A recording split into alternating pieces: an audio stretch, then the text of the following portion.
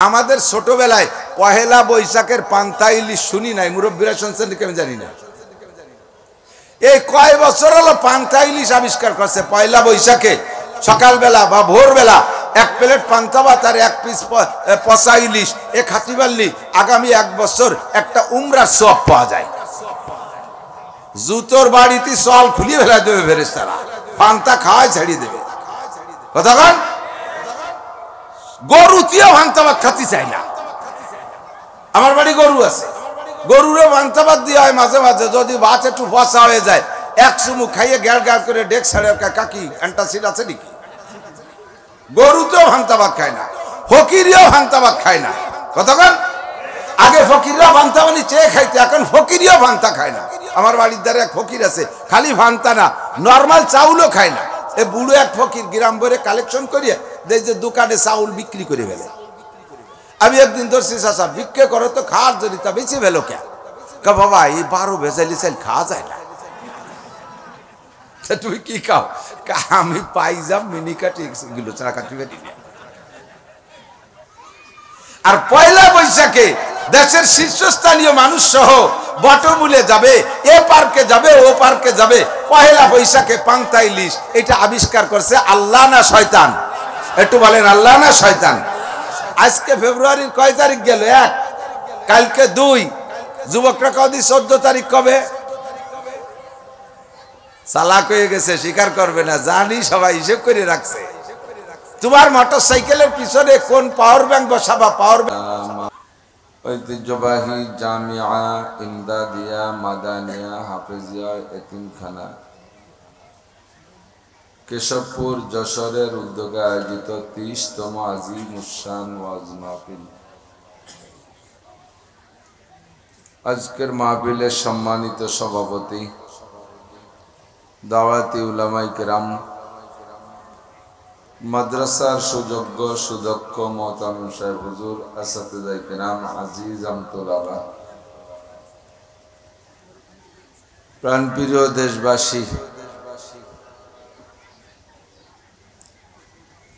শাবান মাসের 2 তারিখ, আর মাত্র 1 মাসও পুরা নাই, আসতেছে সাইয়্যিদুশ শুহুর। সমস্ত মাসের নেতা মাস রমজান মাস। গত মাস চলে গেছে রজব মাস, চলতি মাস শাবান মাস, আসন্ন মাস রমজান মাস। পরপর 3টি মাসই একের পর এক দামি।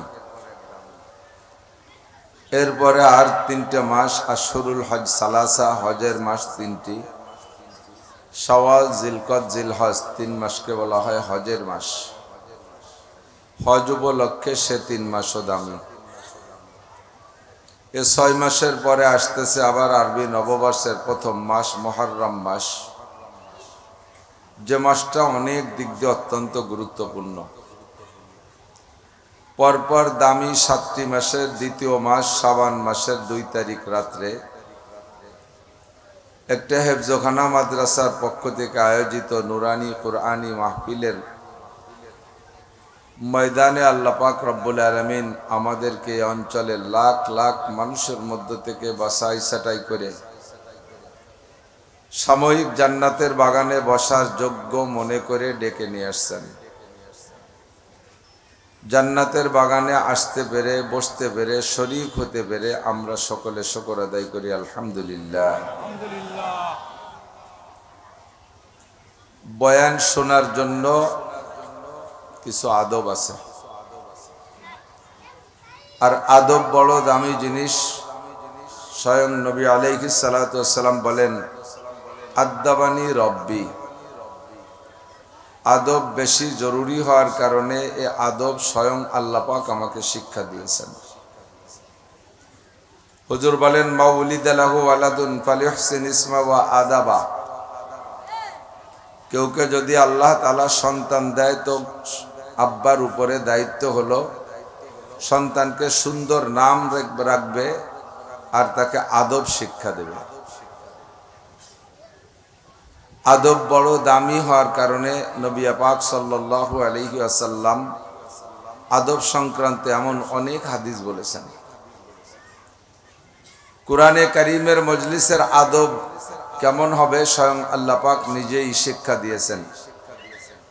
ওয়া ইযা কুরিআল কুরআনু ফাসতামিউ লাহু ওয়া আনসিতু, যখন কোরআন শরীফ রিডিং তিলাওয়াত করা হবে, তরজমা হোক আর না হোক, শুধু তিলাওয়াত হবে, এটাও যদি তোমার কানে যায়, ফাসতামিউ, অন্তরের কান দিয়ে শোনো।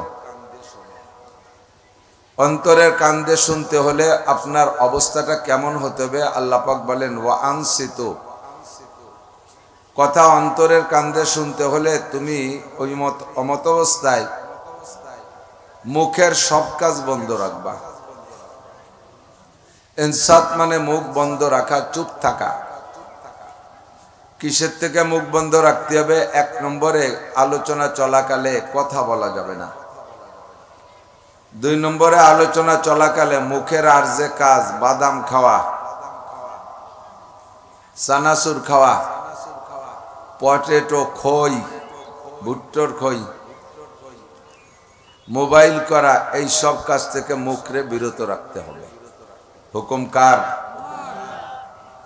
এ কথাও খেয়াল করেন নাই বিদায় সাক্ষী দিতে সাহস পান নাই বা সেভাবে সাড়া পেলাম না।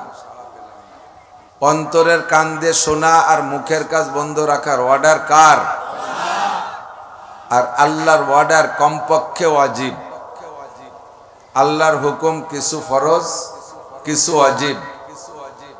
তো ফুকাহায়ে কেরাম, মুফতিয়ানে কেরাম বলেন কুরআনে কারীম তেলাওয়াত বা তরজমা তাফসীর চলাকালে অন্তরের কান দিয়ে শোনা আর মুখের কাজকে বন্ধ রাখা, এটা ওয়াজিব। ওয়াজিব যদি নামাজের মধ্যে তরক হয়, সিজদা দিলি সারে। খেয়াল করেন নাই?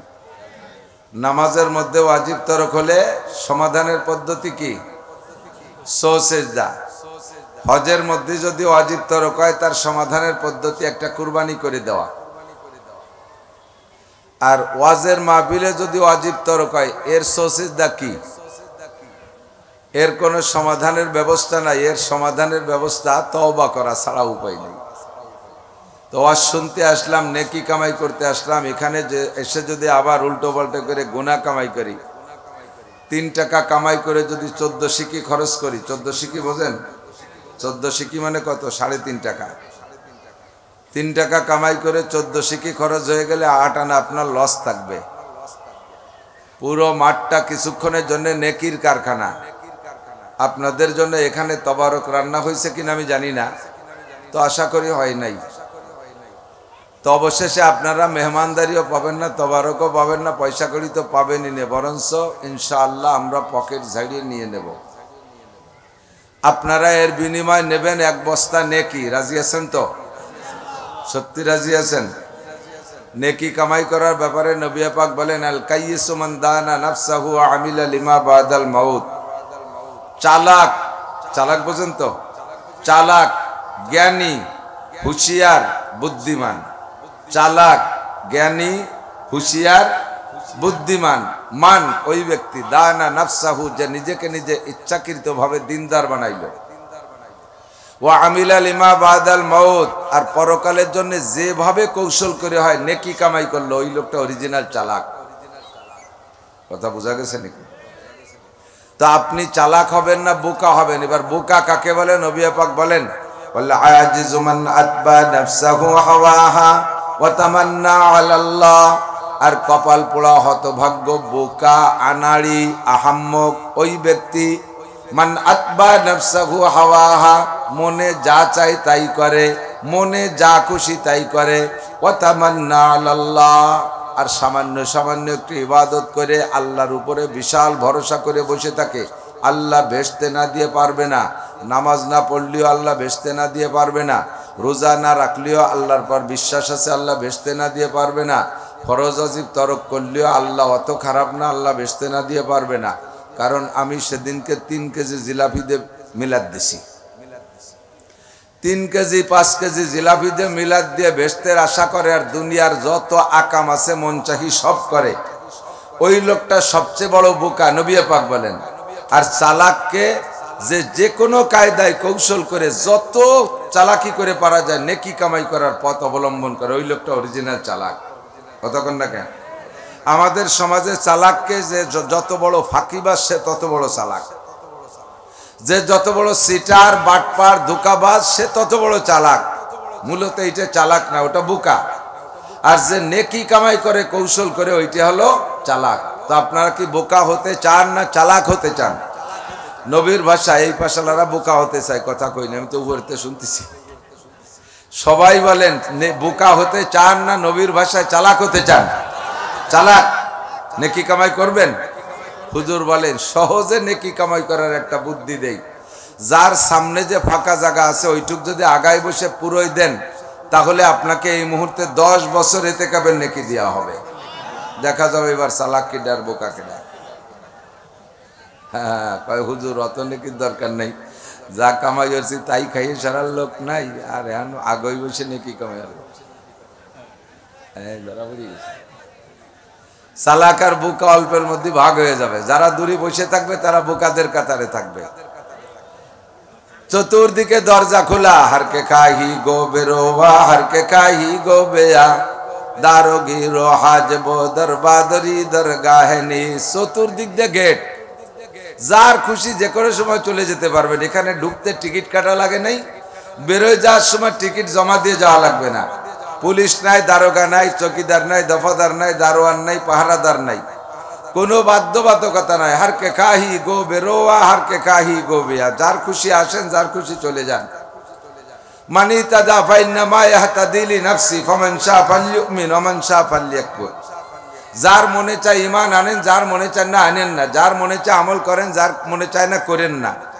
আল্লাহ পাক কোনো জবরদস্তি করে দেন নাই, তবে করলে আপনার লাভ, না করলে আপনার লস। কথা বলেন ঠিক কিনা?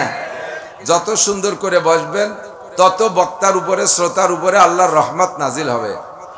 আল্লামা জালালউদ্দিন রুমি রহমাতুল্লাহ আলাইহি মসনবী শরীফ বড় একটা কিতাব, 16 খণ্ড, 30 পারা কোরআন শরীফ উনি কাব্য আকারে লিখেছেন, ফার্সি কাব্যে, যাকে বলা হয় শের। আরবিতে, ফার্সিতে বলে শের, আরবিতেও বলে শের। তো ওই শের আকারে লিখছেন মসনবী শরীফের ভিতরে। উনি এক জায়গায় লিখছেন, ইসুখানশি রাস্তে দর পেস্তানে যা, ইসুখানশি রাস্তে দর পেস্তানে যা, বেকুশন্দা খুশনমি গরদাদ রাওয়া, মুস্তামে চো তৃষ্ণাবা জোয়েন্দা সুদ, ওয়াইজার মুর্দা বুয়াদ গোয়েন্দা সুদ, মুস্তামে চো তাজা আয়াদ বেমালাল, সদজবা গরদাদ বগুপ্তান গুঙ্গলাল। আমরা বক্তারা কোনো ওয়াজ মুখস্থ করে আসতে সুযোগ পাই না, বিশেষ করে আমি পাই না। বাসায় গেলে, বাড়ি গেলে, মাদ্রাসা, সামাজিক অনেক জয় ঝামেলা, ছেলে মেয়ে আত্মীয় স্বজন অনেক, সেগুলোর খোঁজ খবর রাখা। সবচেয়ে বড় 2টা বড় বড় মাদ্রাসা, দাওরায়ে হাদিস পূর্ণাঙ্গ 2টা মাদ্রাসার জিম্মাদারি। আবার ফাঁকে কিতাবও পড়াই, ছোট কিতাব, বড় কিতাব, বুখারী শরীফ, ছোট বড় সব কিতাবের ভিতরে কিছু দায়িত্ব আছে। এত কিছুর ফাঁকে আপনাদের জন্য ওয়াজ কালেকশন করে সুন্দর করে সাজাই গুছাই নিয়ে আসবো। আর এই ওয়াজের ফাঁকে ফাঁকে এক জায়গায় সুন্দর একটা গজল গালি সেট হবে, এই সালাদ দিয়ে তরকারি দিয়ে সুন্দর করে সাজানোর সময় আমার নাই। এখানে বসার পরে আল্লাহ পাক রব্বুল আলামিন কথা যা শিখাই দেয় তাই বেরোবে। তো এই কথা আসবে কখন? জালালউদ্দিন রুমি রহমাতুল্লাহ আলাইহি বলেন, বক্তাদের মুখের কথা গাভীর স্তনের দুধের মতো। খেয়াল লাগবে না আমার।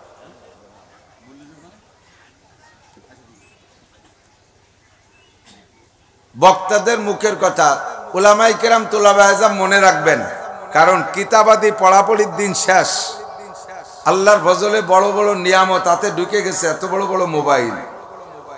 এই মোবাইল যার হাতে ঢুকছে তার লেখাপড়ার জিন্দেগি লাইফ শেষ। পড়ে লিখেছে 2 কথা মাঠে বলবা, সেদিন শেষ হয়ে গেছে। উলামায়ে কেরাম যা বলে, যারা পড়ে আসছে তাদের সব কথাগুলো স্মরণ রাখতে হবে, একদিন 2 খাতি পারবা আল্লাহ বাঁচাবে। কাজেই সব কথা মনে রাখতে হবে। তো জালালউদ্দিন রুমি রহমাতুল্লাহ আলাইহি বলেন, বক্তাদের মুখের কথা গাভীর স্তনের দুধের মতো। একটা গাভীতে 10 কেজি দুধ হয়, প্রত্যেকদিন সকাল 10টায় এই দুধ বের করেন। তো আজকেও 10টায় দোয়াইলে 10 কেজি দুধ হইতো, কিন্তু গাই দোয়ানোর নির্দিষ্ট সময়ের আগে আধা ঘন্টা আগে গাভীটারে জবাই করে ওর পেট ফাড়লে, ওর স্তন অপারেশন করলে কোনো জায়গা কি 10 কেজি দুধ জমা করা পাবেন? থনের ভিতরে আধা কেজি 1 পোয়া পাওয়া যেতে পারে, 10 কেজি পাবেন না, ঠিক না? অথচ আধা ঘন্টা পরে দোয়াইলে 10 কেজি হইতো। গতকাল সকাল 10টায় দোয়াইয়া ছেড়ে দিছি, 23.5 ঘন্টায় পেটের মধ্যে 10 কেজি জমা হলো না। মাত্র আধা ঘন্টা পরে দোয়াইলে 10 কেজি হইতো। এই আধা ঘন্টা পরে 10 কেজি কোত্থেকে আসে?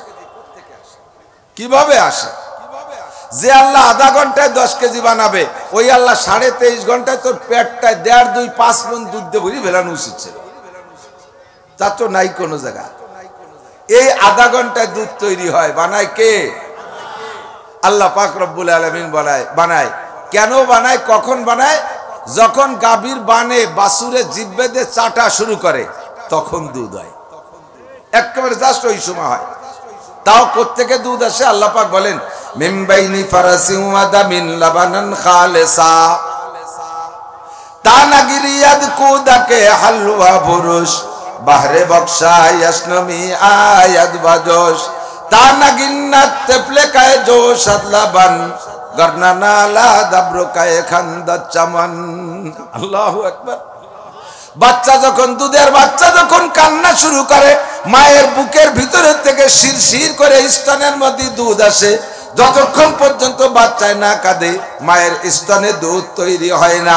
যতক্ষণ পর্যন্ত বাছুরে বানে জিহ্বা দিয়ে চাটা শুরু না করে, অতক্ষণ পর্যন্ত দুধ তৈরি হয় না। যখন বাছুরে বানে জিহ্বা দিয়ে চাটে, আল্লাহ কয় আমি তখনই, আমার একটা মেশিন আছে, ওই মেশিন দিয়ে আমি দুধ বানাই। মেশিনটার নাম হলো কুন মেশিন। কি মেশিন? কাপনুন পেশ কুন, একটু কন্যার সাথে। কুরআন শরীফের হরফ 2টা হরফ, মান করা হরফাম মিন কিতাবিল্লাহ ফালাহু হাসানাতুন ওয়াল হাসানাতু বিআশরি আমসালিহা। আমার নবী বলেন, কোরআনে কারীম থেকে একটা হরফ যদি তুমি পড়ো, তরজমা বোঝা লাগবে না, এক এক হরফে তোমাকে 10টা করে নেকি দেওয়া হবে। মেশিনটার নাম হলো কুন মেশিন, কাপনুন পেশ কুন। পাইলাম কোথায়? সূরা ইয়াসিন। আরো কোরআন শরীফের বিভিন্ন জায়গা আছে, ওয়া ইযা আরাদা শাইআন আইয়াকুলা লাহু কুন ফায়াকুন। আল্লাহ যাহা কিছু করার ইচ্ছা করেন, আল্লাহ হাতও ব্যবহার করে না, কোনো মেশিন ব্যবহার করে না, ইন্ডাস্ট্রিজ কলকারখানা কিছুই লাগে না, মাত্র কুন শব্দ ব্যবহার করে আর সঙ্গে সঙ্গে হয়ে যায়। কুন শামসান, সূর্য হও, হয়ে গেল বিশাল সূর্য।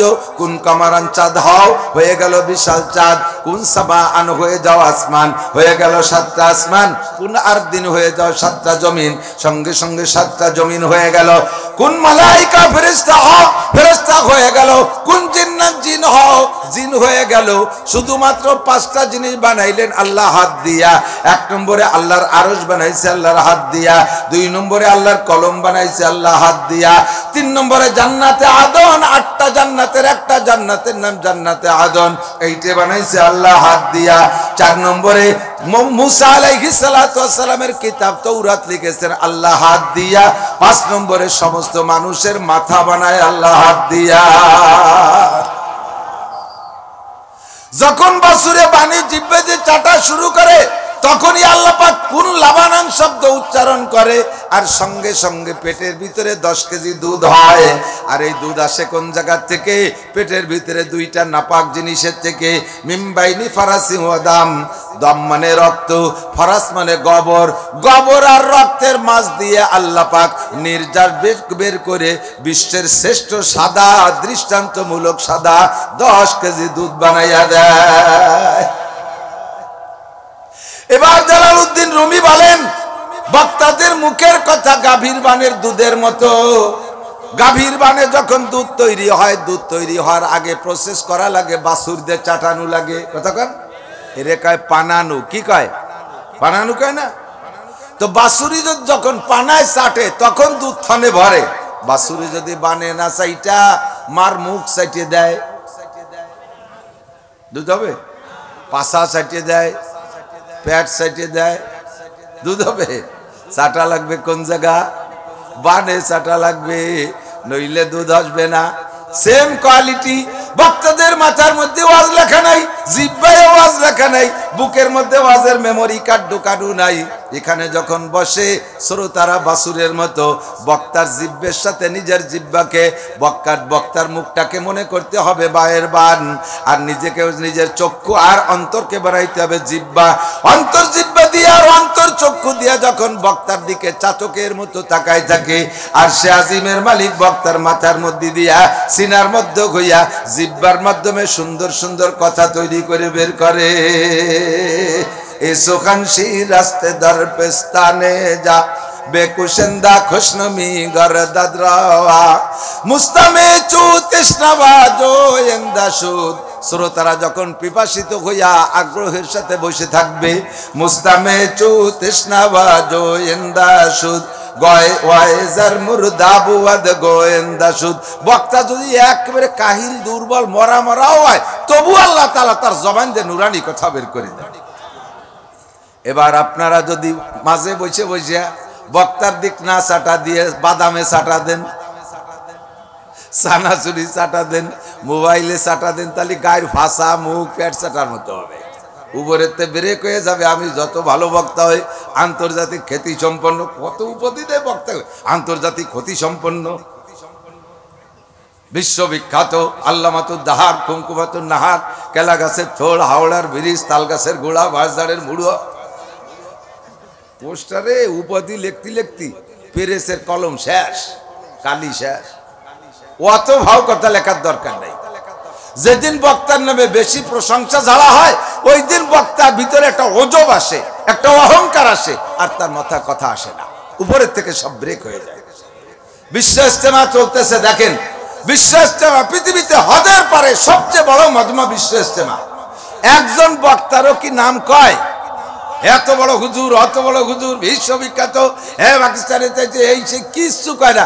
কে যে কখন বয়ান করে না আমি জানতে পারলাম না, ঠিক কিনা? এরকম যদি হয়, বক্তার ভিতরে তাওয়াজু আর নম্রতা আসে, আল্লাহর পক্ষ থেকে রহমত আসে। আর আমারে আগে আনার জন্য 40 খান মোটরসাইকেল, 300 পুলিশ লাগবে, 5 খান হেলিকপ্টার লাগবে, 500-700 যুবক লাগবে, এরপরে গেট লাগবে 20 দিয়ে। এই ভিতর দিয়ে ঢুকতে ঢুকতে অহংকারে হুইলিয়ে ব্যাঙ্গের মতো টাস করে বেটি যার মতো হয়ে যায়। শেষে কি করছি কি কয় টের পায় না। জীবনও আমার নামের সাথে কোনো উপাধি কেউ লাগাবেন না, কোন অনুরোধ থাকলো। সেরে বলবেন এখন নাসি রস করবে, একটু করলেও যথেষ্ট। মৌলানা টলানো কর দরকার নেই। কি দরকার আছে? কি হয়েছে মৌলানার, কি হয়েছে? কিছু হতে পারি নেই। একেবারে দেশে ফাতা করে ফেলে, 2 টাকা করবো, ওটা করবো, আসমান ভেঙে জমিনে নামাবো, লাঠির মধ্যে মুগুর বরবো, খায় রাস্তাঘাটে খাল বানাই দেবো, এত ভাও কথা কর দরকার নেই। আল্লাহ হেফাজত করুক, বলেন আমিন। আমার ইখলাস দিক, আপনাদেরকে ইখলাস দিক, কথাগুলো শুনে আমল করার তৌফিক দান করেন, বলেন আমিন। সবচেয়ে বড় ইবাদত কি? আমরা এখান থেকে সবচেয়ে বড় ইবাদতটা নিয়ে যাব, রাজি আছেন ইনশাআল্লাহ? সবচেয়ে বড় ইবাদত, একেবারে বিশ্ব সেরা সবচেয়ে বড় ইবাদত নিয়ে সবচেয়ে বড় আবেদ হয়ে যাওয়ার চেষ্টা করবো, আল্লাহ তৌফিক দান করেন। আল্লাহ পাক রব্বুল আলামিন বলেন, আমার দিক তাকান, ইন তাজতানিবু কাবাইরা মা তুনহাউনা আনহু নুকাফির আনকুম সাইয়্যাতিকুম। খেয়াল করতেছেন? চাটা দেবেন তো ইনশাআল্লাহ জায়গা মতো, বাদামে চাটলে কিন্তু ভাষায় চাটা হয়ে যাবে, এদিক খেয়াল। আল্লাহ পাক বলেন, ইন তাজতানিবু কাবাইরা মা তুনহাউনা আনহু নুকাফির আনকুম সাইয়্যাতিকুম ওয়া নুদখিলকুম মুদখালান কারীমা। আল্লাহু আকবার। আমার সুর নাই, আমি একটা গজলও ইনশাআল্লাহ গাইতে পারবো না, কারণ বুখারী শরীফ পড়াই, ওর মধ্যে গজল নাই। কোরআন শরীফ পড়াই, তার মধ্যে গজল নাই। তাফসীর পড়াই, তার মধ্যে গজল নাই। তিরমিজি, মুসলিম, আবু দাউদ সব হাদিসের কিতাব পড়াই, কোনো জায়গা গজল নাই। সাহাবাই কেরাম হজ করছে, গজল গাই নেই। আবু হানিফা, শাফি, আহমদ, মালিক, বুখারী, মুসলিম, তিরমিজি, আবু দাউদ, নাসাই, ইবনে মাজাহ, তিরমিজিওয়ালা। এরপরে মঈনুদ্দিন চিশতি, নিজামুদ্দিন আউলিয়া, কুতুবুদ্দিন বখতিয়ার কাকি, হাজি ইমদাদুল্লাহ মুহাজিরে মক্কি, আল্লামা রশিদ আহমদ গাঙ্গুহি, আনোয়ার শাহ কাশ্মীরি, হুসাইন আহমদ মাদানী, যত বুজুর্গানে দিন দেখছি কেউ গজের মধ্যে গান গাই নাই। সাইদি সাহেবের বয়ানের মধ্যে গজল পাইনি, গান পাইনি। সরমনের পীর সাহেবের হজের মধ্যে গজল পাইনি, গান পাইনি। কোনো জায়গা পাই নেই, বিদ্যা শিখি নেই, মুখস্থ করি নেই। শিখছি কোরআন আর হাদিস, তার সাথে মিলিয়ে, বাস্তবকে মিলিয়ে কিছু কথা বলার চেষ্টা করি। সুরও নাই, তালও নাই, সুরও নাই, নূরও নাই। আপনারা বিরক্ত হবেন? বুঝবেন তো ইনশাআল্লাহ? নিয়ে যার নিয়ত আছে, আল্লাহ পাক আমি শুরুতে অল্পের মধ্যে বলে ফেলাইছি, 5টা জিনিস বানাইছে আল্লাহ হাত দিয়ে। কয়টা? যার উপরে যার মেহনত যত বেশি তার প্রতি তার দরদও তত বেশি, ঠিক না? সন্তান জন্ম দিতে বাপের চাইতে মায়ের পরিশ্রম কম না বেশি? মায়ের পরিশ্রম বেশি না? বাপের কি বা পরিশ্রম, যেটা হবার হয়ে গেছে, বাকি সম্পূর্ণ পরিশ্রম তো মায়েরই। 9-10 মাস পেটে রাখা, খাইতে পারে না, শুইতে পারে না, ঘুমাইতে পারে না, বাথরুম করতে পারে না, কত ঝামেলা, সর্বোপরি কষ্ট, ডেলিভারি যন্ত্রণা। হাজারো মা বাচ্চা ডেলিভারির সময় মারা যাচ্ছে। জীবনে কত বড় পরিশ্রম করলে যে মানুষ পরিশ্রমের ভিতর দিয়ে মারা যায়। মেডিকেল সায়েন্সের বিজ্ঞানীরা গবেষণা করে বের করেছে, একজন পুরুষ যদি 50 বছর পর্যন্ত জীবনে শ্রেষ্ঠ পরিশ্রম একটানা করে, তার এই 50 বছরের পরিশ্রমকে একত্রিত করলে যতটুকু হবে, একজন প্রথম মা তার প্রথম সন্তানকে নর্মাল ডেলিভারি দিতে তার চাইতে বেশি পরিশ্রম হয়। যার কারণে সন্তানের প্রতি মায়ের দরদও বেশি, বাপের চাইতে মায়ের পরিশ্রম বেশি, কষ্ট বেশি, এজন্য সন্তানের প্রতি দরদও বেশি। আপনারও নিজের করা জিনিসের প্রতি যে দরদ, অন্যের করে দেওয়া জিনিসের প্রতি সে দরদ হবে না। দেখি এক যুবক বসে বসে একজোড়া সিরা স্যান্ডেল, দামি একটা শাল, শাল চেনেন তো? 2025 সাল, কাশ্মীরি শাল, 12,000 টাকা দামের শাল। এই শালের কেনি দিয়ে স্যান্ডেল পরিষ্কার করতেছে। স্যান্ডেল জোড়ার বয়স বছর 3 কবে? ওরে মুসির দোকানি নিয়ে পাল্টাতি ওর মূল ফ্রেমে কিচ্ছু নাই, ওই জোড়া তালি দিয়ে স্যান্ডেল হয়ে গেছে। সেই স্যান্ডেল মালিশ করতেছে, পরিষ্কার করতেছে 12,000 টাকা দামের শালের কেনি দিয়ে। জিজ্ঞেস করলাম, এই যুবক, এমন সেরা স্যান্ডেল এই দামি শাল দে মুসিস, ঘটনা কি? শাল কার আর স্যান্ডেল কার? কই স্যান্ডেল জোড়া আমি 3 বছর আগে কিনছি, ভ্যান চালাইয়া, গায়ের রক্ত পানি করা, ঘাম জড়ানি টাকা দিয়া। আর শালটাই গত বছর আমার শ্বশুর দেশে। শাল দেশে কিনা? শ্বশুর। কিন্তু তোর পয়সা লাগে নাই। আর স্যান্ডেল কিন্তু নিজের রক্ত পানি করা টাকা দিয়ে কিনছে, যার কারণে স্যান্ডেলের প্রতি এমন মায়া। শ্বশুরের দেওয়া 12,000 টাকা দামের শালের কেনি দিয়ে স্যান্ডেল মোছে। ওই শাল যদি ও নিজের টাকা দিয়ে কিন্তু স্যান্ডেল মোছা তো দূরের কথা, গায়েও দিত না, তোর মাহাইয়া ট্রাঙের মধ্যে থুয়ে দিত। বছরে একবার রোদি বেরোইয়া টানাইতো, তার ওই সিয়া জায়গা যে দাঁড়াতো, শাল গায়ে দেওয়া যাবে না, শালে ছায়া দাঁড়াই, এর বেশি আর শালরে ব্যবহার করতো না। আল্লাহ পাক রব্বুল আলামিন বলেন, দুনিয়ায় যা কিছু সৃষ্টি করেছি সব সৃষ্টি করেছি আমি কোন শব্দ দিয়া? আর এই 5টা জিনিস বানাইছি আমি হাত দিয়া। তার মধ্যে বাকি 4টের চাইতে মানুষের উপরে আমার দরদ বেশি। আমার আরশও জান্নাতে যাবে না, আমার কলম জান্নাতে যাবে না, তৌরাত কিতাব জান্নাতে দেওয়া হবে না। আরে জান্নাতে আদম তো আলাদা একটা জান্নাতি, ও জান্নাত নিজে কোনো স্বাদ উপভোগ করবে না, একমাত্র মানব জাতি জান্নাত উপভোগ করবে। ফেরেশতারা জান্নাতে যাবে না, ফেরেশতারা জান্নাতে যাবে না, জিন আর ইনসান 2টে জাতি জান্নাতে আর জাহান্নামে যাবে। কথা বলি ঠিক কি ঠিক না? এই জন্য মানুষকে আল্লাহ পাক রব্বুল আলামিন নিজ হাতে বানাইছে বড় দরদ কইরা। এই মানুষকে জাহান্নামে যাইতে দেখলে আল্লাহর খারাপ লাগবে। মানুষ জাহান্নামে আল্লাহই দেবেন, কিন্তু মানুষকে জাহান্নামে দেওয়ার জন্য আল্লাহ বানান নাই। যদি জাহান্নামে দেওয়ার জন্য বানাইতেন, সর্বপ্রথম মানুষ আদমকে বানাইয়া আল্লাহ জাহান্নামের মধ্যে রাখতেন। দুনিয়ায় আসার আগে কোথায় রেখেছিলেন জানা আছে? কোথায়? জান্নাতে রেখেছিলেন। যদি জাহান্নামের জন্য বানাইতেন তাহলে 6 মাস জান্নাতে রাখতেন, 6 মাস জাহান্নামে রাখতেন, 2 জায়গা ঘুরাই টুরাই তারপরে দুনিয়ায় পাঠাইতেন। আদম নবীকে আল্লাহ জাহান্নামের ভিতরে 1 সেকেন্ডও রাখেন নাই। প্রমাণ হলো মানুষকে বানাইছে আল্লাহ জান্নাতের জন্য। ও দোস্ত বন্ধু, এই জন্য আল্লাহ পাক মানুষকে বাঁচানোর জন্য, জান্নাতে দেওয়ার জন্য হাজারো পথ তৈরি করে রেখেছেন। আল্লাহ পাক বলেন, ওয়াল্লাযীনা জাহাদু ফীনা লানাহদিয়ান্নাহুম সুবুলানা ওয়া ইন্নাল্লাহা লামাআল মুহসিনিন। ও বান্দা, তুমি আমাকে পাইতে হলে তোমার জন্য রাস্তা দরকার। এই রাস্তা আমি হাজার হাজার রাস্তা তৈরি করে রেখেছি। তুমি যে কোনো রাস্তায় বৈধ পথে চেষ্টা করলে আমাকে পাইয়া যাইবা, যাতে তুমি কোনো না কোনো ভাবে জান্নাতে যাইতে পারো। তুমি দুনিয়ায়, তোমার দুনিয়ায় যাওয়ার সূচনা তোমরা জানো। শয়তান ইবলিস ধোঁকা দিয়ে তোমাদেরকে জান্নাত থেকে বের করে দুনিয়ায় নিয়েছে। দুনিয়ায় যাওয়ার পরে আবার তোমাদেরকে জান্নাতে আসতে দেবে না। এজন্য সে প্রতিজ্ঞা করে গেছে, সে আমার কাছে বলে গেছে, সুম্মালা উগবিয়ান্নাহুম আজমাইন, সমস্ত মানুষকে আমি ধ্বংস করব, সবাইকে আমি ধোঁকা দেব, ধোঁকা দিয়ে জাহান্নামে পৌঁছাইয়া দেব। যত গুনার কাজ, সমস্ত গুনার কাজ আবিষ্কার করবে শয়তান, আর যত নেকের কাজ, সব নেকের কাজের পরামর্শ দিয়েছেন আল্লাহ পাক বলেন আল্লাহ পাক রব্বুল আলামিন বলেন আল্লাহু ওয়ালিয়ুল্লাযীনা আমানু ইখরিজুহুম মিনাজ যুলুমাতি ইলান নূর ওয়াল্লাযীনা কাফারু আউলিয়াউহুমুত তাগুত ইখরিজুনাহুম মিনান নূরি ইলাজ যুলুমাত উলাইকা আসহাবুন নারি হুম ফিহা খালিদুন। যারা ঈমানদার, যারা মুমিন, তারা আল্লাহর বন্ধু। একটু বলেন আলহামদুলিল্লাহ। যারা ঈমানদার, যারা মুমিন, তারা কার বন্ধু? আল্লাহ পাক রব্বুল আলামিন তাদের বন্ধু, আর তারা আল্লাহর বন্ধু। আল্লাহ যার বন্ধু, আল্লাহ তারে কি কাজ করেন, কি খেদমত করেন?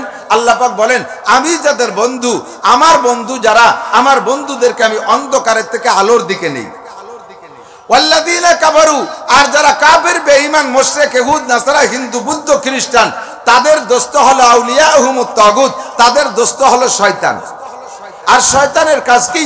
ইখরিজুনাহুম মিনান নূরি ইলা যুলুমাত, সে মানুষদেরকে আলোর থেকে অন্ধকারের দিকে নেয়। কথা বোঝেন, খেয়াল করেন, মানুষকে আলোর থেকে অন্ধকারের দিকে নেয়। যত গুনার কাজ আছে, বিশেষ করে বড় বড় গুনাহ, এগুলো কি আলোতে করা যায় না অন্ধকারে করতে হয়? বোঝেন নাই? মদ কি ওপেনে খায়? মদ, গাঁজা, হেবা, ফেন্সিডিল ওপেনে খায় না গোপনে খায়? অন্ধকারে খায়। চুরি কি দিনের বেলা করে না রাত্রে করে? রাতের অন্ধকারে করে। ডাকাতি দিনে বেশি করে না রাত্রে করে? রাতের অন্ধকারে করে। জিনা ব্যভিচার কি খোলা জায়গা করে না গোপনে অন্ধকার জায়গা করে? অন্ধকার জায়গা করে। সুদিয়া কারবার কি ওপেনে খোলামেলা করে না গোপন জায়গা যেয়ে করে? গোপন জায়গা অন্ধকারে করে। ঘুষের টাকা লেনদেন কি খোলামেলা করে নাকি গোপনে করে? গোপনে করে। যত বড় গুনার কাজ সব গোপনে করে, অন্ধকারে করে। শয়তান মানুষকে আলোর দিকে অন্ধকারের দিকে নেয়, ঠিক কিনা? আর মুসলমানের যত বড় বড় ইবাদত, এগুলো গোপনে না ওপেনে? অন্ধকারে না আলোতে? ঈদের নামাজ কি ঘরের ভিতরে গোপনে পড়ি না খোলা মাঠে? জুমার নামাজ গোপনে ঘরের মধ্যে না খোলা মসজিদে? খোলা মসজিদে। ইজতেমা খোলা মাঠে, চরমুনার ময়দান খোলা মাঠ, শর্ষিদের মাঠ খোলা মাঠ, ওয়াজের মাঠ খোলা মাঠ, ঈদগাহ খোলা মাঠ, জানাজার নামাজ খোলা মাঠ, টুপি পরি খোলা জায়গায়, দাড়ি রাখি খোলা অবস্থায়, জুব্বা পরি খোলা অবস্থায়, কুরআন তিলাওয়াত করি খোলা মেলা, তাবলীগের কাজ করি খোলা মেলা, ওয়াজ নসিহত করি খোলা মেলা। সব ইবাদত, বড় বড় কাজগুলো খোলা মেলা করা যায়, ঠিক কি ঠিক না? বান্দাদেরকে অন্ধকারের থেকে আলোর দিকে আনে আল্লাহ তাআলা। তো শয়তানের কাজ হলো গুনার কাজ আবিষ্কার করা। ও দুনিয়ায় আইসেই গুনার কাজ আবিষ্কার করে ফেলাইছে, দুই ভাগ করে দিয়েছে। কি সুন্দর নিউ নিউ গুনাহ আবিষ্কার করতেছে, নতুন নতুন। ওরে তো আল্লাহ এক গাদি এলেম দিয়েছে, ওর এলেমের অভাব নাই, নতুন নতুন গুনাহ আবিষ্কার করে। আমাদের ছোটবেলায় পহেলা বৈশাখের পান্তা ইলিশ শুনি নাই, মুরব্বীরা শুনছেন নাকি আমি জানি না। এই কয় বছর হলো পান্তা ইলিশ আবিষ্কার করছে। পয়লা বৈশাখে সকালবেলা বা ভোরবেলা এক প্লেট পান্তা ভাত আর এক পিস পচা ইলিশ এ খাতি পারলি আগামী এক বছর একটা উমরার সওয়াব পাওয়া যায়। জুতোর বাড়িতে সল খুলিয়ে ফেলা দেবে ফেরেশতারা, পান্তা খাওয়াই ছাড়িয়ে দেবে। কথা কন, গরুটিও পান্তা ভাত খাতি চাই না। আমার বাড়ি গরু আছে, গরুরও পান্তা ভাত দেওয়া হয় মাঝে মাঝে। যদি ভাত একটু পচা হয়ে যায়, এক চুমুক খাইয়ে গ্যাল গ্যাল করে ডেক ছাড়ে, কাকি অ্যান্টাসিড আছে নাকি? গরুতেও ভান্তা ভাত খায় না, ফকিরিও ভান্তা ভাত খায় না। কতক্ষণ আগে ফকিররা ভান্তা মানে চেয়ে খাইতে, এখন ফকিরিও ভান্তা খায় না। আমার বাড়ির দ্বারা এক ফকির আছে, খালি ভান্তা না, নর্মাল চাউলও খায় না। এ বুড়ো এক ফকির গ্রাম ভরে কালেকশন করিয়ে দেয় যে দোকানে চাউল বিক্রি করে ফেলে। আমি একদিন ধরছি, চাচা বিক্রি করো তো, খাওয়ার যদি তা বেঁচে ফেলো কে? বাবা এই 12 ভেজালি চাল খাওয়া যায় না। তুমি কি খাও? আমি পাইজাম মিনিকাট এগুলো ছাড়া কাটি বেটি। আর পয়লা বৈশাখে দেশের শীর্ষস্থানীয় মানুষ সহ বটমূলে যাবে, এ পার্কে যাবে, ও পার্কে যাবে। পয়লা বৈশাখে পান্তা ইলিশ এটা আবিষ্কার করছে আল্লাহ না শয়তান? একটু বলেন আল্লাহ না শয়তান? আজকে ফেব্রুয়ারির কয় তারিখ গেল? 1, কালকে 2। যুবকরা কদি 14 তারিখ কবে? চালাক হয়ে গেছে, স্বীকার করবে না, জানি সবাই হিসেব করে রাখছে। তোমার মোটর সাইকেলের পিছনে কোন পাওয়ার ব্যাংক বসাবা? পাওয়ার ব্যাংকও রেডি আছে। পাওয়ার ব্যাংক চেনেন? মোটর সাইকেলের পিছনে অর্ধ উলাঙ্গিনী যুবতী মাইয়ারটা যদি ঘোড়া সাজায় বসায়, তাহলে যুবকদের পাওয়ার বাড়ে, মোটর সাইকেলে শুধু পিকআপ বাড়ে। এর নাম হলো পাওয়ার ব্যাংক। রাতভর পাওয়ার ব্যাংক নিয়ে মার্চ করবে, দিন রাত করে আকাম করবে। আজ থেকে 10-12 বছর আগে, আজ থেকে 5-7 বছর আগে এটা ছিল না। এই কি বলা হয়, 14ই ফেব্রুয়ারি ভালোবাসা দিবস নামে যেটা এই দিবসটা আবিষ্কার করেছে, এটা আল্লাহ রসুল না শয়তান? কথা বলেন না কেন? আল্লাহ রসুল না শয়তান? লক্ষ লক্ষ নারী, লক্ষ লক্ষ যুবতী নারী 14ই ফেব্রুয়ারিতে ধর্ষিতা হইয়া তারা হারামজাদা সন্তান অবৈধ গর্ভধারণ করবে, আর দুনিয়ায় যারো সন্তান হারামজাদা আর জারিউর বাচ্চার পোটাংশন দেবে। কথা বলেন ঠিক কি ঠিক না? এই কাজকে আল্লাহ করায় না শয়তানে শিখাইছে? শয়তানের শিখাইছে, ঠিক না? যত দিবস আছে নোংরা দিবস, সমস্ত দিবসের আবিষ্কারক কে? শয়তান। এমন করে শয়তানে যে গুনাহগুলো আবিষ্কার করছে, গুনাহগুলোকে আল্লাহর পরিভাষায় দুই ভাগে বিভক্ত করছে, কবিরা গুনাহ আর সগীরা গুনাহ। কি গুনাহ? কি গুনাহ? একটু বলেন কি গুনাহ? কবিরা আর সগীরা। সব গুনাহ শয়তানে তৈরি করেছে, একটা আল্লাহ পাক তৈরি করে নাই। কি গরম আছে নাকি? কি তোমরা খেতে পারো? হ্যাঁ, এই এক কাপের মধ্যে চা হবে দুই প্রকার, দুধ চা আর লাল চা, এদিকে কালা চা। একেবারে হালকা করে ভালো গরম দিয়ে অল্প একটু চা আনবা। ওই এক কাপ দিয়ে 20 কাপ বানালে যে একটু সাদা হয়, শাল চা বানায় ফেলাইছে। আল্লাহ কষ্ট হচ্ছে। গুনাহ কয় প্রকার? দুই প্রকার। আল্লাহ পাক রব্বুল আলামিন বলেন দুই প্রকার। বুঝতে হবে, খুব খেয়াল করে, শুরু হবে না খালি বোঝা হবে। দুই প্রকারের গুনার নামই হলো আল্লাহর নাফরমানি। গুনার নাম কি? গুনাহ মানে কি? আল্লাহর নাফরমানি। তো যেই নাফরমানিটা দেখতে বড় তার নাম কবিরা, যেই নাফরমানিটা দেখতে ছোট সেটার নাম সগীরা। তবে উভয়টাই গুনাহ, উভয়টাই কি? আল্লাহ নাফরমানি। এজন্য আল্লাহ পাক রব্বুল আলামিন গুনার বিচার হিসাবে কবিরা গুনার নামেও রেখেছেন 7000 বছর জাহান্নাম, সগীরা গুনার এগেনস্টেও রেখেছেন 7000 বছর জাহান্নাম। একটা কবিরা গুনাহ, ভাই এদিক একটু বুঝে নেন, একটা কবিরা গুনাহ করলে 7000 বছর জাহান্নাম। একজন মানুষও ভয় পারে না একটু, কন্যা নাউজুবিল্লাহ। একটা কবিরা গুনাহ 7000 বছর জাহান্নাম। দুনিয়ায় যত আগুন আছে, আগুনের দুনিয়া ক্লাসিফিকেশন আছে। কিছু আগুনে লোহা গালাইয়া পানি বানাই ফেলে, কিছু আগুনে লোহারে লাল টকটকে করে ফেলায়। আপনার চুলোয় যে রান্না হয় ওর ভিতরে সারা জীবন ভরে যদি একটা লোহা পোড়া দেন, ওই লোহাটা গলে পানি হবে না, ওই লোহা লালও হবে না, গরম হবে তবে লাল হবে না। কর্মকারের দোকানে লোহা দেখবেন কি তাড়াতাড়ি লাল হইয়া যায়। আল্লাহু আকবার। ইন্ডাস্ট্রিতে লোহারে গালাইয়া পানি বানায়, রড বানায়, জিনেরি বানায়, ইত্যাদি বানায়। সব আগুন একরকম না। দুনিয়ায় সবচাইতে দুর্বল আগুন মোমবাতির মাথায় যে আগুন, মোমের আগুন সবচেয়ে দুর্বল। খড় পোড়াইলে যে আগুন হয় সবচেয়ে দুর্বল। পাটখড়ির আগুন সবচেয়ে দুর্বল। আর এই পাটখড়ির আগুন আর মোমের আগুন আর এই সামান্য চুলার আগুনের ভিতরে আপনি একটা মিনিট আঙ্গুল ধরে রাখতে পারবেন না। আর জাহান্নামের আগুন দুনিয়ার সর্বশ্রেষ্ঠ আগুন, যেটা যেই আগুনে লোহারে গালায় পানি বানায়, এই আগুনের চাইতে 99 গুণ পাওয়ারওয়ালা। আল্লাহর কসম, আল্লাহর কসম, 99 নামের কসম, একটা কবিরা গুনার কারণে 7000 বছর ওই আগুনের মধ্যে পুড়তে হবে। আপনি মনে মনে ভাবতেছেন দুনিয়ার ওই লোহা গালায় যেই আগুনে, ওর মধ্যে পড়লে একজন মানুষ 1 মিনিটও থাকে না, ছাই ভস্ম হয়ে পানি হয়ে বেরোয় যায়। তাহলে জাহান্নামের আগুনের মধ্যে তো অতদিন থাকবো না, সামান্য টাইমের মধ্যে পুড়ে ছাই ভস্ম হয়ে যাব, ভস্মীভূত হয়ে যাব। আল্লাহ পাক বলেন না না, তুমি যা মনে করছো তা না। কুল্লামা নাদিজাত জুলুদুহুম বাদদালনাহুম জুলুদান গায়রাহা লিয়াযুকুল আযাব লিয়ুযীকাহুমুল আযাব। দুনিয়ায় জাহান্নামের আগুনের ভিতরে দেওয়ার পরে প্রত্যেক মুহূর্তে তোমার গায়ের রক্ত মাংস পুড়ে ছাই হয়ে যাবে। সেকেন্ডের মধ্যে আরেকটা বডি বানানো হবে, ওটাও পুড়ে ছাই হয়ে যাবে। প্রত্যেক মুহূর্তে মুহূর্তে নতুন বডি তৈরি করে দেওয়া হবে। আর এই বডির ভিতরে আগের বডির চাইতে 100 গুণ বেশি অনুভূতি শক্তি হবে। তুমি মনে করো না দীর্ঘক্ষণ সাজা খাটতে খাটতে শরীরের ভিতরে সহনীয় একটা ভাব এসে যাবে, এই বলে তুমি নিরাপদ থেকো না দোস্ত। মুহূর্তে মুহূর্তে তোমাকে বডি নতুন নবায়ন করা হবে। আর একটা গুনার কারণে 7000 বছর জাহান্নাম। কবিরে বলেন আর সগীরা বলেন, প্রত্যেকটা গুনার কারণে 7000।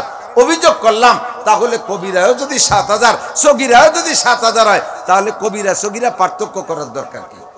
সবই এক গুনাহ বলে দিলি হতো। কথা বলেন, এদিক তাকান। তো বলা হয় কবিরা আর সগীরার নাম রাখা হয়েছে শুধুমাত্র বাহ্যিকভাবে দেখার দৃষ্টিতে, একটা বড় আর একটা ছোট, এর কারণে। বাকি সবই নাফরমানি। কবিরা গুনাহ বড়, সগীরা গুনাহ ছোট। বিচারের দিক দিয়ে দুই একটার 7000 বছর। কেন?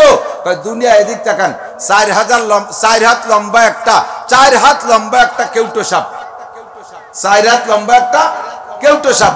আপনাদের দিক সাপ আছে না? সাপে কাটে না মানুষ? সাপে কাটলে মানুষ মারা গেছে, এটা দেখছেন কিনা? সাপে কাটা মানুষ মরে না। তাহলে 4 হাত লম্বা একটা কেউটো সাপে যদি একজনের গায়ে দংশন করে, ও লোকটা মারা যায়। ওই কেউটো সাপের একটা বাচ্চা 1 বিঘে লম্বা, এটাই কামড়ালি তো মরে না? কথা কয় না? মরে মরে। ওদি সগিরে সাপ। সগির মানে ছোট আর কবির মানে বড়। 4 হাতে কবিরে সাপে কামড়াইলে মরে, 1 বিঘেতে সগিরে সাপে কামড়ালি মরে? মরে। একটু টাইম বেশি নেয়? একটুও না। বড় সাপে কামড়াইলেও মরে এবং যে টাইমে মরে, ছোট সাপে কামড়াইলেও মরে এবং সেই টাইমে মরে। তাই যদি সত্য হয় কবিরা গুনাহ আরো 7000, সগীরা গুনাহ আরো 7000। তবে আল্লাহ পাক রব্বুল আলামিন মানুষকে জান্নাতে দেবে, নিজে হাতে বানাইছেন, এই জন্য মায়া কইরা আল্লাহ পাক গুনার অর্ধেকের দায়িত্ব নিয়েছেন। আল্লাহ কয় ইনতাজতানিবু কাবাইরা মা তুনহাউনা আনহু, যে সকল বড় বড় কবিরা গুনাহ থেকে তোমাকে নিষেধ করা হয়েছে, তুমি যদি কবিরা গুনাহ পরিহার করে চলতে পারো, নুকাফির আনকুম সাইয়্যাতিকুম, আমি আল্লাহ বিনা তওবায়, আমার মায়া আর দয়া দিয়া তোমার জীবনের সমস্ত সগীরা গুনাহগুলো বিনা তওবায় ক্ষমা করে দেব। বললাম আল্লাহ, তাই তুমি কবিরা গুনার দায়িত্বটা নিতে, আমরা সগীরা গুনার থেকে আমরা বাঁচার চেষ্টা করতাম। আল্লাহ কয় না, কবিরা গুনার থেকে বাঁচা সহজ, সগীরা গুনার থেকে বাঁচা কঠিন। খেয়াল করেন, বড় 4 হাত লম্বা 3 হাত লম্বা একটা সাপে যদি দংশন করতে যায়, ফনা তোলে। বিষাক্ত সাপে ফনা তোলা ছাড়া কামড়াইতে পারে না। ফনা তুললে একটা সাপ যদি 3 হাত লম্বা হয়, তার 3 ভাগের 1 ভাগ ফনায় উঁচু হয়। তো 3 হাত লম্বা সাপটায় ফনা তুললে 1 হাত উঁচু হয়, ফস করে একটা শব্দ করে। সাপটা বড়, ফনাটাও বড়, চোখেও পড়ে, ফস করে যে শব্দটা দেয়, শব্দটাও বড়, কানে আসে। আমি সতর্ক হয়ে লাফ দিয়ে জাম করে সরে যেতে পারি, আত্মরক্ষা করতে পারি, ঠিক কিনা? কিন্তু ছোট যে সাপটা, সগীরে সাপ, ওর হাতে বাঁচা কঠিন। ওর ফসও আওয়াজ কম, আর চোখেও দেখা যায় না। জুতোর মধ্যে ভরি বসে থাকতে পারে, মুজোর মধ্যে বেচায় থাকতে পারে, জাঙ্গের মধ্যে বেচায় যেতে পারে, প্যান্টের জায়গা মতো বেচায় থাকতে পারে, ও বালিশের তলে ঢুকে বসে থাকতে পারে, ল্যাপের মধ্যে পড়ে ঢুকে বসে থাকতে পারে। ওরে চিনা বড় কঠিন, ওরে জানা বড় কঠিন, ওর হাত থেকে বাঁচা বড় কঠিন। কথা কোন ঠিক ঠিক না? এই সগীরা গুনাহগুলো তোমাদের ভিতরে এইভাবে জড়াই গড়াই পেঁচায় পেঁচায় আছে, ওর হাতে থেকে বাঁচতে পারবা না। কবিরা গুনাহ বড় বড় দেখা যায়, ওর থেকে লাভ দিয়ে জাম করে সরে যাও। এই জন্যই তোমারে দায়িত্ব দিছি কবিরা গুনাহ থেকে বাঁচতে, আমি আল্লাহ তাআলা দায়িত্ব নিছি সগীরা গুনাহ থেকে বাঁচাইতে। কন্যা সুবহানাল্লাহ। আল্লাহ পাক ভালো করছে না মন্দ করছে? এবার সিস্টেম কি জানতে চাইলাম, আল্লাহ তুমি কি সগীরা গুনাহ একেবারে বিনা তবে এমনি এমনি মাফ করে দিবা, নাকি এর পিছনে কিছু আছে? আল্লাহ কয় কিছু তো থাকতেই হবে, একেবারে ফ্রি মাফ করবো কে? আমার খাবা, আমার পরবা, আমার অক্সিজেন, আমার আলো, আমার বাতাস, আমার ভাত মাছ সব কিছু খাইয়া তুমি সগীরে কবিরা আকাম করে বেড়াবার, ফিরি ফিরি মাফ করে দেবো? একেবারে অত সস্তা না, কিছু করতে হবে, কিছু করতে হবে। কিছুটা কি? আল্লাহ পাক বলেন, ওয়া আকিমিস সালাতা তারাফাইন নাহারি ওয়া যুলাফাম মিনাল লাইল ইন্নাল হাসানাতি ইউযহিবনাস সাইয়্যাত যালিকা যিকরা লিয-যাকিরিন। তোমার সগীরা গুনাহ maaf করানোর জন্য সিস্টেমটা একটু অবলম্বন করো, আমার দিক তাকাও। দৈনন্দিন 5 ওয়াক্ত নামাজ, বলেন কয় ওয়াক্ত? একটু সবাই বলেন নামাজ কয় ওয়াক্ত? আরো জোরে। কেন মস্ক করাইলাম? 2টা উদ্দেশ্য। কিয়ামতে যে অস্বীকার করতে না পারেন যে নামাজ কয় ওয়াক্ত হুজুরের কাছে শুনি নাই, আমাদের নামে মামলা দেবেন, এই মামলা থেকে বাঁচার জন্য মস্ক করাইলাম। 2 নম্বরে ইদানিং এক দল বের হইছে, নাম তাদের আহলে কুরআন। আহলে হাদিস আলারা আসছে নামাজ, তারাবির নামাজ 20 রাকাতের থেকে 8 রাকাত বানানোর জন্য, আর আহলে কুরআন আইছে 5 ওয়াক্ত নামাজের পরিবর্তে 3 ওয়াক্ত নামাজ বাস্তবায়ন করার জন্য। নামাজ কয় ওয়াক্ত? যদি আপনারে কেউ কোন আহলে কোরআনের দাবিদার আইসে 5 ওয়াক্তের জায়গায় 3 ওয়াক্তের নামাজের পরামর্শ দেয়, প্রস্তাব দেয়, আপনি কি 3 ওয়াক্ত নেবেন? ওরে কি দেবেন? ওরে কিছু হাদিয়া দেবেন না? কি দেবেন? জুতোর মালা হাদিয়া হবে। কথা কোন ঠিক না? ওর যদি কোনো কোর্ট কাছারির অপেক্ষা নাই, ওরে ধুলাই দিতে হবে জায়গায় ফেলাইয়া। নামাজ কয় ওয়াক্ত? নবী পাক বলেন, মান হাফাজা আলাস সালাওয়াত, যে ব্যক্তি 5 ওয়াক্ত নামাজ হেফাজত করে, দায়িত্ব নিয়ে সুন্দর করে আমল করে, আদায় করে। এরপরে অন্য হাদিস আছে, হুজুর বলেন as-সালাওয়াতুল খামস, 5 ওয়াক্ত নামাজ। এইভাবে হুজুর বলেন আল্লাহ পাক রব্বুল আলামিন 5 ওয়াক্ত নামাজ ফরজ করেছেন। হাজারো হাদিস আছে 5 ওয়াক্ত নামাজের। 5 ওয়াক্ত নামাজ যদি আপনি আদায় করেন, আপনার আমল নামায় কোনো সগীরা গুনাহ থাকবে না, সব সাফ হয়ে যায়। নবী পাক বলেন, আমার দিক তাকান, আসসালাবাতুল খামস, 3টে ফিল্টার আছে। কয়টা ফিল্টার? 3টে ফিল্টার। 3টে। এখন তো হইছে আধুনিক ফিল্টার হইছে, অনেক পানি ফিল্টার করে না। আমাদের ছোটবেলায় না, কর্মজীবনের শুরুতে যখন আসছি তখন আমি পড়াইতাম কাশিয়ানী থানা, গোপালগঞ্জ জেলা, তারাইলবুকরা মাদ্রাসায়। ওই মাদ্রাসার টিউবওয়েলের পানি চরম আয়রন, আমাদের ওখান থেকে আয়রন খুব বেশি। তো এই আয়রন মুক্ত করার জন্য গরিব অবস্থায় আমরা ভালো দামি দামি ফিল্টার কিনে ব্যবহার করতে পারতাম না, আমরা নিজেরা ফিল্টার বানাইতাম। মাটির হাড়িতে ফিল্টার করতাম। কেউ করছেন নাকি আমি জানি না, বা দেখলেও সাক্ষী দিতে পারেন। বাঁশের চটায় দিয়ে ফ্রেম বানাইয়া, তাক তাক বানাইয়া, উপরে 5 নম্বর হাড়িতে টিউবওয়েলের ফ্রেশ পানি, যার ভিতরে আয়রন আছে। ওই হাড়ির তলা ছিদ্র করে একটা ডেকরা ভরে দিতে হতো, বেশি পড়লে আবার হবে না। ফুটায় ফুটায় পানি পড়তো। 2 নম্বর হাড়ির ভিতরে থাকতো বালু। এই বালুর হাড়িরও তলা ছিদ্র, বালু ভিজিয়ে বালুতে আয়রন ধরে রাখতো, নিংড়াইয়া 2-3 নম্বর হাড়িতে পড়তো। এই হাড়ির ভিতরে থাকতো কয়লা। এই কয়লা ভিজে, কয়লার হাড়ির তলাও ছিদ্র, ওর নিচে আর একটা হাড়ি ভরা থাকতো পাথর। এই পাথরের হাড়িরও তলা ছিদ্র, পাথর ভিজে আস্তে আস্তে ফুটাই ফুটাইয়া 5 নম্বর হাড়িতে নিচে জমতো। এই পানিতে আয়রনও থাকতো না, আর্সেনিকও থাকতো না, লবণও থাকতো না, সব কিছু থেকে ফিল্টার করে 5 নম্বর হাড়িতে দিত। এই পানি আমরা খাইতাম। নবী পাক বলেন, তোমার সারা বছর সারা জিন্দেগিতে যত গুনাহ আছে, এই গুনাহকে ফিল্টার করে তোমাকে পুত পবিত্র করিয়া একেবারে ফ্রেশ করে দেবে রমজানের ঈদের দিন সকালবেলা। এর জন্য তোমার 3টে ফিল্টার ব্যবহার করতে হবে। 1 নম্বরে আসসালাওয়াতুল খামস, 5 ওয়াক্ত নামাজ। আমার হাতের দিকে তাকান, দেখা যায় না? দেখা গেলে নিজের হাতে এমন করে দেখতে পারেন। স্বাভাবিকভাবে হাতের আঙ্গুলগুলোকে ইচ্ছামতো ফাঁকা করলে ফাঁকার সেটিং দাঁড়ায় এমন। 5টা আঙ্গুলের মাথায় 5 ওয়াক্ত নামাজ, বৃদ্ধাঙ্গুলের মাথায় ফজরের নামাজ, শাহাদত আঙ্গুলের মাথায় জোহরের নামাজ, মাঝখানে একটু ফাঁকা। এইগুলো ফাঁকার চাইতে এই ফাঁকাটা একটু বড়। আসর, মাঝের আঙ্গুলের মাথায় আসর, এই আঙ্গুলের মাথায় মাগরিব, কানি আঙ্গুলের মাথায় ঈশান নামাজ। 5 আঙ্গুলের মাথায় 5 ওয়াক্ত নামাজ। ফজরের নামাজ পড়ছেন জোহর পর্যন্ত, মাঝখানে মাঝারি ডিস্টেন্স। এই মাঝে যত সগীরা গুনাহ হবে, ফজর আর জোহর পড়ার কারণে সমস্ত সগীরা গুনাহ আল্লাহ বিনা তওবায় ক্ষমা করে দিবে। জোহর পড়ছেন, আসরের মাঝখানে ছোট ফাঁকা, এই গ্যাপে যত সগীরা গুনাহ, এই সগীরা গুনাহ আসরে খেয়ে ফেলে। মাগরিব পর্যন্ত ছোট গ্যাপে যত সগীরা গুনাহ, সমস্ত সগীরা গুনাহ আসরে খেয়ে ফেলে। মাগরিব থেকে ঈশা পর্যন্ত ছোট গ্যাপে যত সগীরা গুনাহ, সমস্ত সগীরা গুনাহ ঈশার নামাজে খেয়ে ফেলে। এবার এইটা যদি হয় ঈশা আর এইটা যদি ফজর হয়, সারা রাতের লম্বা ফাঁকা। সারা রাতের লম্বা ফাঁকার মাথায় এসে আবার ফজর পড়বেন। আল্লাহ নবী বলেন, 5 ওয়াক্ত নামাজ যে ব্যক্তি পড়ে, 5টা আঙ্গুলের মাঝখানে যেমন ফাঁকা, এই রকম ফাঁকা তোমার 5 ওয়াক্ত নামাজের মাঝে। আসসালাওয়াতুল খামস, 5 ওয়াক্ত নামাজ পড়লে তোমার ওই প্রথম হাড়ি বালুর ফিল্টার, প্রথম হাড়ি বালুর ফিল্টার। তোমার এই 5 ওয়াক্ত নামাজ 24 ঘন্টায় যত সগীরা গুনাহ, সব সগীরা গুনাহ ক্ষমা হইয়া যায়। 2 নম্বর ফিল্টার কয়লার হাড়ি। 2 নম্বর কি? কয়লার। মনে আছে না কিছু কথা? 2 নম্বর ফিল্টার কয়লার হাড়ি। কয়লার হাড়ির ফিল্টার কোনটা? আল জুমুআ ইলাল জুমুআ, গতকালকে জুমার নামাজ পড়েছেন, আবার 6 দিন পরে আগামী শুক্রবারে জুমা পড়বেন। মাঝখানে 6 দিনে যত সগীরা গুনাহ 2 জুমার নামাজের ওসিলায় আল্লাহ পাক সব সগীরা গুনাহ ক্ষমা কইরা দেয়। 5 ওয়াক্ত নামাজের পরেও যদি থাকে আয়রন, তাহলে 2 জুমার ফিল্টারে শেষ। শর্ত হলো আমার দিক থেকে। এরপরে আইছে 3 নম্বর ফিল্টার পাথরের হাড়ি। সেটা কোনটা? হুজুর বলে রমাদান, ইলা রমাজান, গত রমজানে রোজা রেখেছো, আগামী রমজানে আবার রোজা রাখবা। নিয়ত আছে তো ইনশাআল্লাহ? কারা কারা রোজা রাখবো? সত্যি রোজা রাখবেন তো? সত্যি, আল্লাহরে ধোঁকা দিয়েন না। কারা কারা রোজা রাখবো? আল্লাহ কবুল করুক, বলেন আমিন। মাশাআল্লাহ। রমজানে রোজা রাখবেন, হুজুর বলেন গত রমজানে রোজা রেখেছো, আগামী রমজানে রোজা রাখবা। মাঝখানে কয় মাস? কয় মাস? গত রমজান থেকে আগামী রমজানের মাঝে কয় মাস? 2 প্রকার হয়ে গেছে। কেউ কয় 12, কেউ কয় 11। মোট কত? রমজান রে বাদ দিয়ে তো 11 মাস।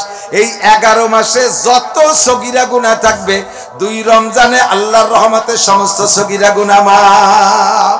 3 নম্বর ফিল্টারে পরে এরপরে নবী বলেন, যেই ব্যক্তি রমজানে রোজা রাইখা রমজানে তারাবির নামাজ পড়া ঈদের নামাজ পড়তে গেল, পুরুষরা ঈদের নামাজে পড়তে গেল, ঈদের নামাজ পড়া বাড়ি ফেরে কায়ামিন ওয়ালাদাতু উম্মুহু, ওই লোকটার আমল নামা এমন ফ্রেশ হয়ে যায় কেমন যেন সে তার মা তাকে আর তার মা আজকে নবজাতক বাচ্চার মতো ভূমিষ্ঠ করে দিল।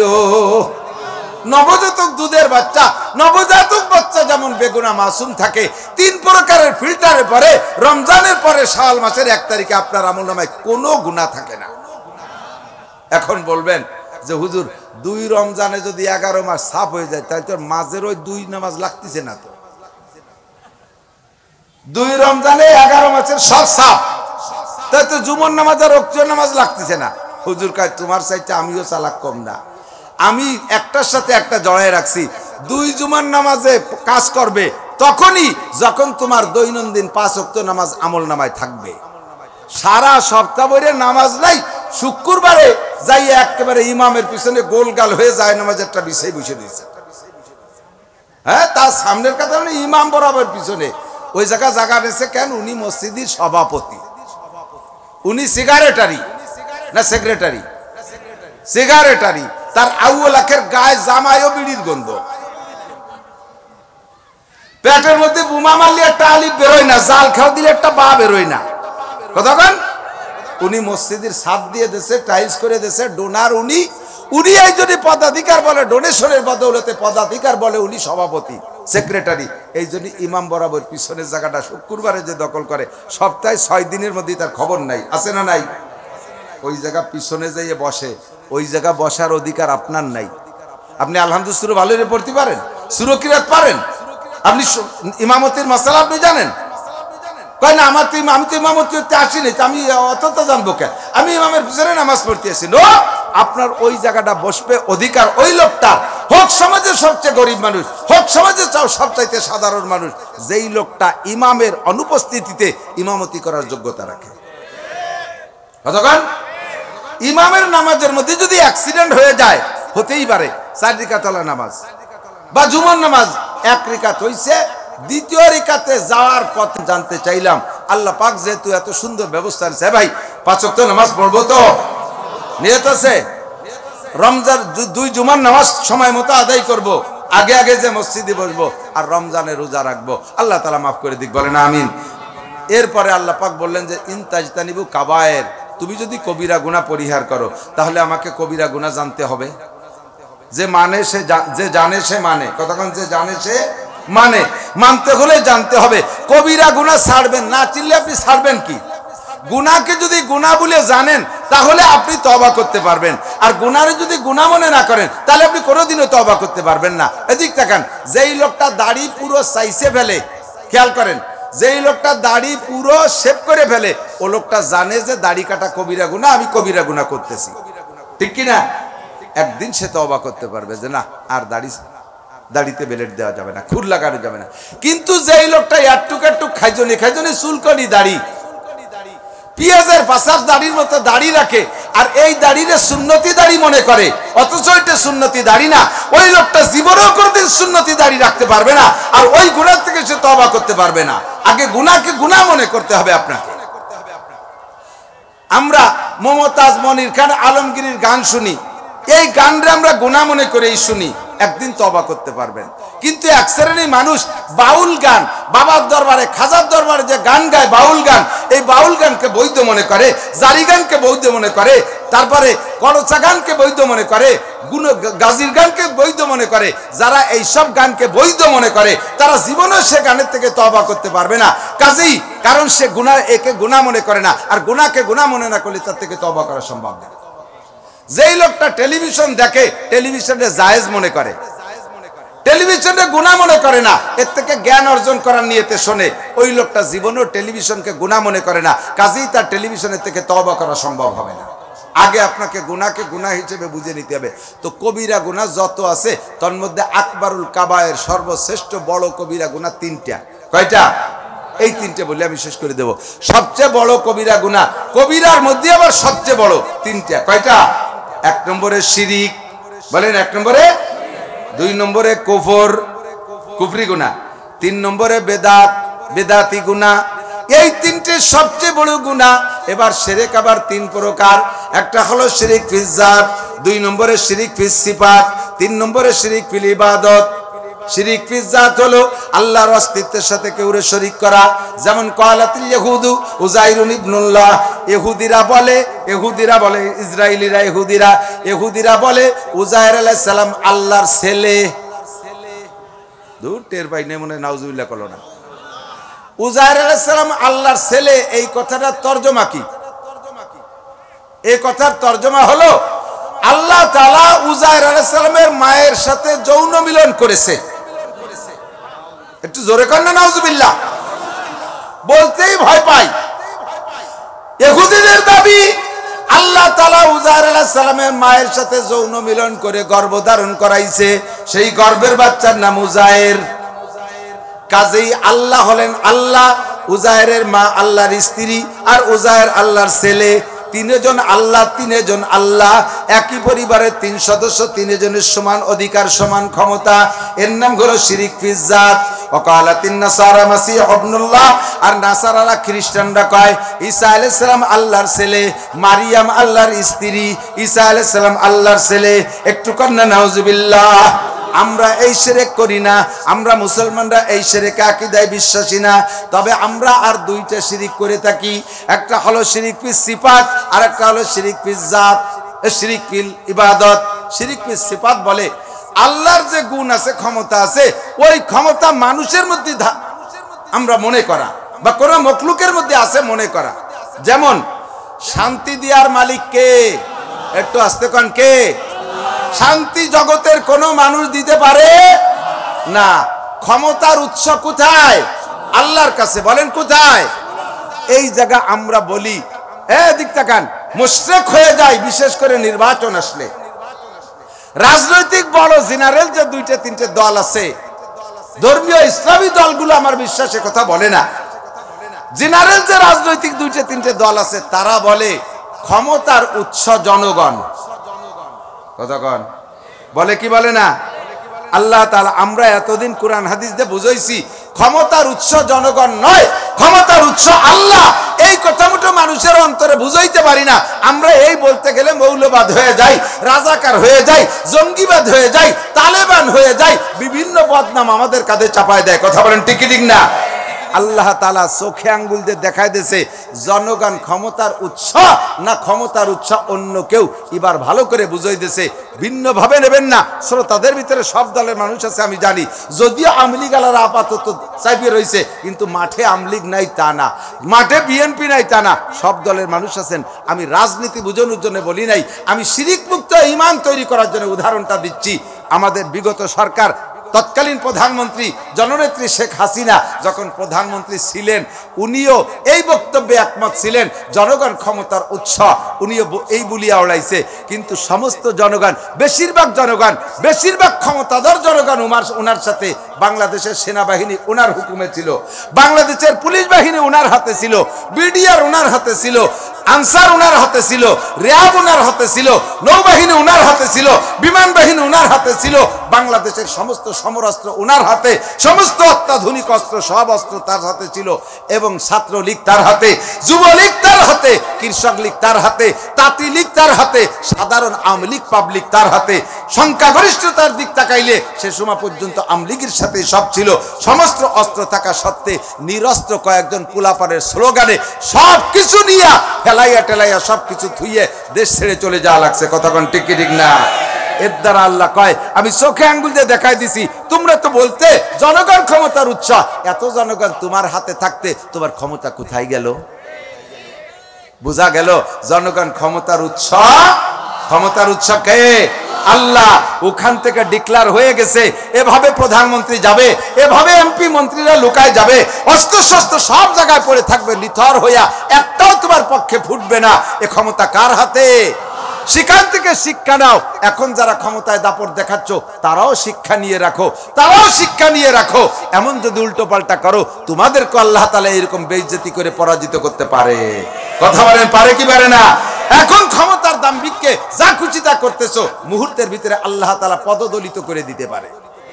ক্ষমতার উৎস জনগণ নয়, ক্ষমতার উৎস কে? এই শিরিক থেকে বাঁচতে হবে। বলেন ক্ষমতার উৎস একমাত্র, বলেন একমাত্র, বলেন একমাত্র কে? এর নাম শিরিক ফিস সিফাত। এই শিরিক ফিস সিফাতের থেকে উঠে আসলাম আজকে। 2 নম্বর, আমরা নির্বাচনের সময় নেতাদের পিছনে স্লোগান দেই, অমুক ভাইকে দিলে ভোট শান্তি পাবে। কন্যাই জীবনে 2-1 কন্যাই কোনোদিন একজনও বাদ নাই, সবাই কইছেন, আমিও কইছি। কমপক্ষে মেম্বারের পিছনে বোতল ভাইকে দিলে ভোট শান্তি পাবে দেশের লোক। চেয়ারম্যানের পিছনে যে কয় বোতল ভাইকে দিলে ভোট শান্তি পাবে দেশের লোক। আওয়ামী লীগে দিলে ভোট, নৌকো মার্কায় দিলে ভোট, দানের শীষে দিলে ভোট শান্তি পাবে দেশের লোক। এই কথাটা শিরকি কথা। শান্তির মালিক তুমি না। আল্লাহ কায় ফালিয়াবুদু রাব্বা হাযাল বাইত আল্লাযী আতামাহুম মিন জু ওয়া আমানাহুম মিন কাউফ। শান্তি তোমার 2টা জিনিসের নাম। একটা হলো প্রয়োজনীয় সামগ্রী, করায় ক্ষমতার ভিতরে অ্যাভেলেবেল পাওয়া। বুঝেন নাই? শান্তি কয় জিনিসের নাম? মাত্র 2টা জিনিসের নাম শান্তি। আরে আমার দিক তাকায় না, মাত্র 2টা জিনিসের নাম শান্তি। কয়টা? একটা হলো প্রয়োজনীয় সামগ্রী, অল এভরিথিং, ধান চাল মাছ ডাল চাল পিঁয়াজ কদু লাউ সিম দালান কোটা গাড়ি বাড়ি যত যা কিছু লাগে আমার প্রয়োজনীয় সামগ্রী করায় ক্ষমতার ভিতরে অ্যাভেলেবেল পাওয়া। এটা হলো 1 নম্বর। 2 নম্বর, আমাকে নিরাপদ জীবন যাপনের ব্যবস্থা হওয়া। 1 কোটি টাকা নিয়ে এখন রওনা দিয়ে চলে যাব খুলনা 0 পয়েন্টে। রাস্তায় বড় বড় ফাঁকা আছে, কেউ আমারে শালা কয়ে দাঁড় করবে না। সুন্দরী মেয়ে রাতের বেলা হেঁটে চলে যাবে যশোর, রাস্তায় তাকে যত যুবক দেখুক কেউ তারে কিক মারবে না, কুক মারবে না। ঘরের ভিতরে 10 কোটি টাকা রেখে দরজা খুলে শুয়ে থাকবেন, ঘরের ভিতরে চোর ডাকাত ঢুকবে না, আপনি আরামে ঘুমাবেন। কোনো মিথ্যা মালি মামলা বা কোনো প্রকার মালি মামলা সন্ত্রাস ত্রাসের ভয় থাকবে না। এর নাম হলো নিরাপদ জীবন যাপন। এই 2টা জিনিসের মধ্যে সমস্ত শান্তি লুকায়িত। কতক্ষণ ঠিক কি ঠিক না? আল্লাহ কে এই 2টা শান্তি হাসিনের হাতেও নাই, খালেদার হাতেও নাই, ইরশাদের হাতেও নাই, দুনিয়ার কোনো মানুষের হাতে নাই, কোনো নেতার হাতে নাই। ফালিয়াবুদু রাব্বা হাযাল বাইত, এই ঘরের রবের ইবাদত করো। আল্লাযী আতামাহুম মিন জু, যে আল্লাহ তাআলা সমস্ত ক্ষুধা দূর করে দেয়, ওয়া আমানাহুম মিন খাউফ, সকল প্রকার নিরাপত্তা সে আল্লাহ তাআলা দান করে। সেই আল্লাহ একমাত্র কে? আল্লাহ। শান্তি 2 জিনিস পাইতে হলে ওই ঘরের রবের ইবাদত করো, তিনিই শান্তি দেবে। আমরা স্লোগান দেই, বোতল ভাইকে দিলে ভোট শান্তি পাবে দেশের লোক। কত বোতল ভাইরে ভোট দিলাম, শান্তি তো দূরের কথা, আমাকে শান্তি যাক, যেখানে যায় যাক। সে বোতল ভাই নিজেই তো অশান্তিতে কোন জায়গায় রয়েছে তার খবর নেই। কতক্ষণ না কে? যে যারে ভোট দিলাম তার নিজের যদি এত অশান্তি হয়, সে আমাকে কি কি কি কি কসু শান্তি দেবে? কাজেই দিয়ে দেখছি সব জায়গা ভোট শান্তির লোভে, আর আমরা সেই অশান্তির কারখানায় ভোট দিতে রাজি না। কথা কন না কেন? একটা বার আল্লাহকে ভোট দেন, মার্কা হবে 2টা। কয়টা? একটা প্রেসিডেন্ট মার্কা, একটা প্রধানমন্ত্রী মার্কা। প্রেসিডেন্ট আমার আল্লাহ, প্রধানমন্ত্রী আমার নবী মুহাম্মদ রাসূলুল্লাহ। ঠিক ঠিক না? মার্কা হবে 2টা, কোরআন আর হাদিস। শুধু বলবেন না আল কোরআনের আলো ঘরে ঘরে জ্বালো, এইটা বললে আপনি আবার কাফের হয়ে যাবেন, কারণ আপনি হাদিসকে মূল্যায়ন করেন নাই। আল্লাহকেও যেমন মানতে হবে, নবীকে এরকম মানতে হবে, কোরআনকে যেমন মানতে হবে, হাদিসকে এরকম মানতে হবে। শুধু কোরআন দিয়ে সংসদ গঠন করা আদৌ সম্ভব না। আপনারা তো পাবলিক জানেন না, আমরা মৌলবীরা যা কই দেয় তাই কই নাস্তি তালে থাকেন। শুধু কোরআন শরীফ দিয়ে সংসদ গঠন করা সম্ভব না, দেশ চালানো সম্ভব না। হাদিস ছাড়া হাদিস ছাড়া হাদিস ছাড়া শুধু কোরআন দিয়ে পরিপূর্ণ শরীয়ত গড়বে না। এই জন্য স্লোগান হবে, কোরআন হাদিস যেখানে আমরা আসি সেখানে, আল্লাহ রাসূল যেখানে। বলবেন না? আপনি আমলি গালারা নিয়ে আসেন, আমলি গালারা সংবিধান বানান, কোরআন আর হাদিসে সব ভোট আপনাকে দেব। বিএনপি আলারা কোরআন হাদিসের সংবিধান বানান, ভোট সব আপনাকে দেব। জাতীয় পার্টি আলারা কোরআন হাদিসের সংবিধান বানান, সব ভোট আপনাকে দেব। আমি কোনো দল বলি নেই। কতক্ষণ? কোরআন হাদিস যেখানে, আল্লাহ রসুল যেখানে, আল্লাহ রসুল নাই যেখানে, কোরআন হাদিস নাই যেখানে, মিথ্যে কথা কয়। এই কথা প্রমাণ হবে যদি সামনে আল্লাহ রুজিতে নির্বাচন রাখে সেই সময়। কতক্ষণ? সরমনের হুজুরের এত ভোট এত ভোট এত মুরিদ, অথচ এমপি হওয়ার জন্য ভোট খুঁজে পায় না। উনার কাছে মুরিদ হয়ে ভোট দেয় অন্য দলে। হাজার হাজার আমি চিনি। তো মাঠে ভোট দিয়ে গেলেন আল্লাহ রাসূল রে আবার বুতখানায় যাই আপনার যাতে দেওয়ার দরকার তাইতে দিলেন। এই মুনাফিকি করলে আপনি দুনিয়ায় কোনোদিনও শান্তি খুঁজে পাবে না। ঠিক কি ঠিক না?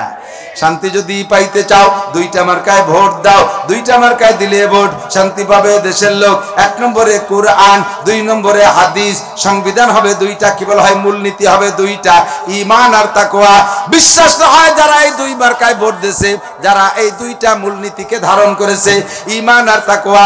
জগতে এখনো তাদের একটা দল আছে, আফগানিস্তানে চলে যান, আফগানিস্তানে চলে যান, 100% কোরআনী সংবিধান হাদিসের সংবিধান বাস্তবায়ন হচ্ছে। আসমান থেকে রহমত, জমিন থেকে বরকত উগরাই দিছে, হাজার হাজার খনিজ সম্পদ তারা পেয়ে যাচ্ছে। আসমানি রহমত, প্রত্যেকটা ফসল আগের চাইতে 100 গুণ বেশি ফলতেছে, সার ওষুধ কীটনাশক কিছুই লাগতেছে না। মাত্র 2-2.5 বছরের ভিতরে আফগানের মুদ্রার দাম সারা পৃথিবীতে রোল নাম্বার 3। 1 নম্বর, 2 নম্বর, 3 নম্বর মর্যাদা আছে আফগানের মুদ্রা। আল্লাহ যদি 10টা বছর তাদেরকে এভাবে রাখে, তাহলে 1 নম্বর রোল নাম্বার 1 হবে আফগানের মুদ্রার দাম। বাংলাদেশ সবচাইতে সুন্দর দেশ, এ দেশের মাটি সোনার চাইতে খাঁটি, এর ভিতরে উর্বর শক্তি বেশি, এ জায়গা আল্লাহ সবকিছু বেশি দেবে। আল্লাহ চাইতেছে কোরআন আর হাদিস, ঈমান আর তাকওয়া। কথা বলেন ঠিক কি ঠিক না? যদি শান্তি পাইতে চাও কানে হাত দাও দোস্ত। এই জন্য শিরিক বিসিবাত আমি করব না। দুনিয়ার কোন মানুষে ভোট দিলে শান্তি পাওয়া যায় এই স্লোগান জীবনে কোনো দিন দেব ঠিক কিনা? শিরিক বিসিবাত আরেকটা তাকান, আমাদের এই আপনাদের এই খুলনার এলাকা থেকেও যায়। আমি মাগুরা পানি ভবন, পানি উন্নয়ন বোর্ড, মসজিদ মাদ্রাসার মাহফিলে বসে রয়েছি মসজিদে। এর ভিতরে দেখি এই পাশে 2001 খান গাড়ি গেছে এই খুলনা বিভাগের থেকে, 2001 খান গাড়ি গেছে এই দিক দিয়ে। এই গাড়িতে যাত্রী যারা যাইতেছে আমাদের ফরিদপুর যাইতেছে, যেখানে যাওয়ার দরকার সেই জায়গায় আছে। প্রত্যেকের গলায় পিসাবের ছবি ঝুলানো। এই অবস্থায় নামাজ তো 99% পড়ে না, এর ভিতরে 20-20 জন নামাজ পড়তে গেছে, পিসাবের ছবিও গলায় ঝুলানো। পিসাবের কাছে মুরিদ হয়, সে জায়গা মুরিদ হলি ছেলে হয়, মেয়ে হয়, ধন সম্পদ হয়, ধনী হওয়া যায়, এমপি হওয়া যায়, মন্ত্রী হওয়া যায়, চেয়ারম্যান হওয়া যায়। এই আকীদা নিয়ে যদি কোনো পীরের কাছে মুরিদ হয়, ওই লোকটা মুশরিক, ওই লোকটা শিরক বিসিবাতের মধ্যে আছে। আল্লাহর গুণ পীরের মধ্যে মনে করে, পীরের দরবারে মান্নত করলে ছেলে হয়, পীরের দরবার মান্নত করলে সম্পদে বরকত হয়, সম্পদ বেশি পাওয়া যায়। এই আকীদা রাখা শিরক বিসিবাত। একে টাইমে সব জায়গা দেখার ক্ষমতা কার? একে টাইমে সব জায়গা ক্ষমতা নিয়ে উপস্থিত হওয়ার ক্ষমতা কার? যদি বলি আমি মিলাদ পড়তে গেলে দুরুদ পড়লে এই জায়গার রসুল এসে হাজির হয়ে যায়, তাহলে এইটা আল্লাহর গুণ রসুলের মধ্যে আপনি দাবি করতেছেন, আপনিও মুশরিক হয়ে গেছেন। নামাজ পড়েন আর দুরুদ পড়েন, 1 সেকেন্ডও ভেস্তে যেতে পারবেন না, আপনি শিরক সিফাতের ভিতরে মশগুল আছেন। আল্লাহ আল্লাহ হেফাজত করুক, বলেন আমিন। আমি আর কখনো শিরক সিফাত করব। 3 নম্বর হলো শিরিক ফিল ইবাদত। এদিক তাকান, এই জায়গা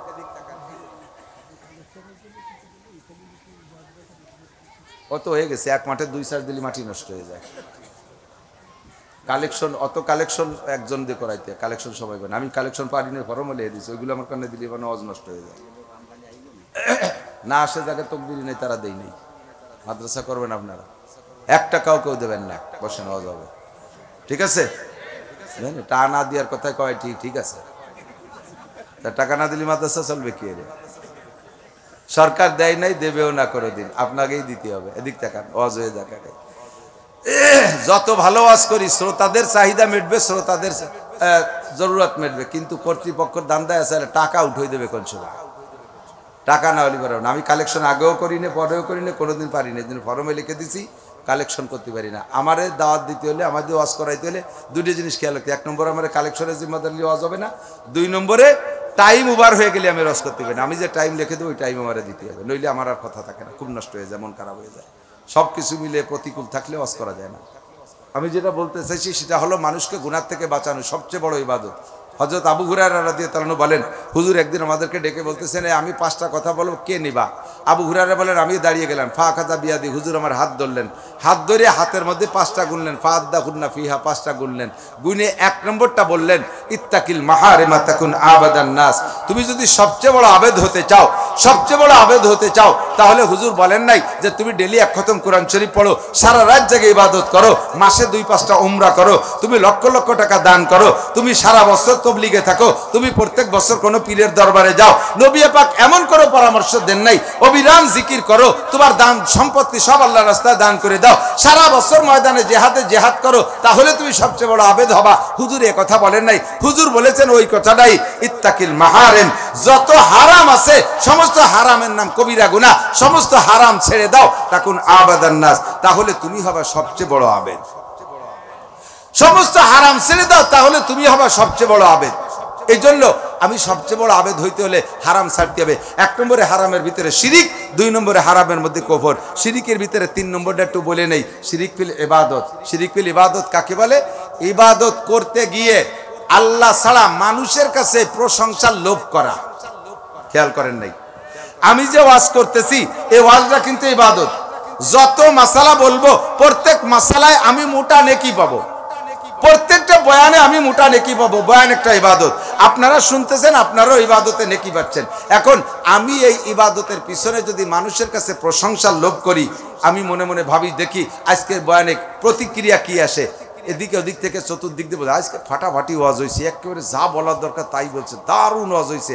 এই শুনে বক্তা খুশিতে ভুলতি তালে তাই।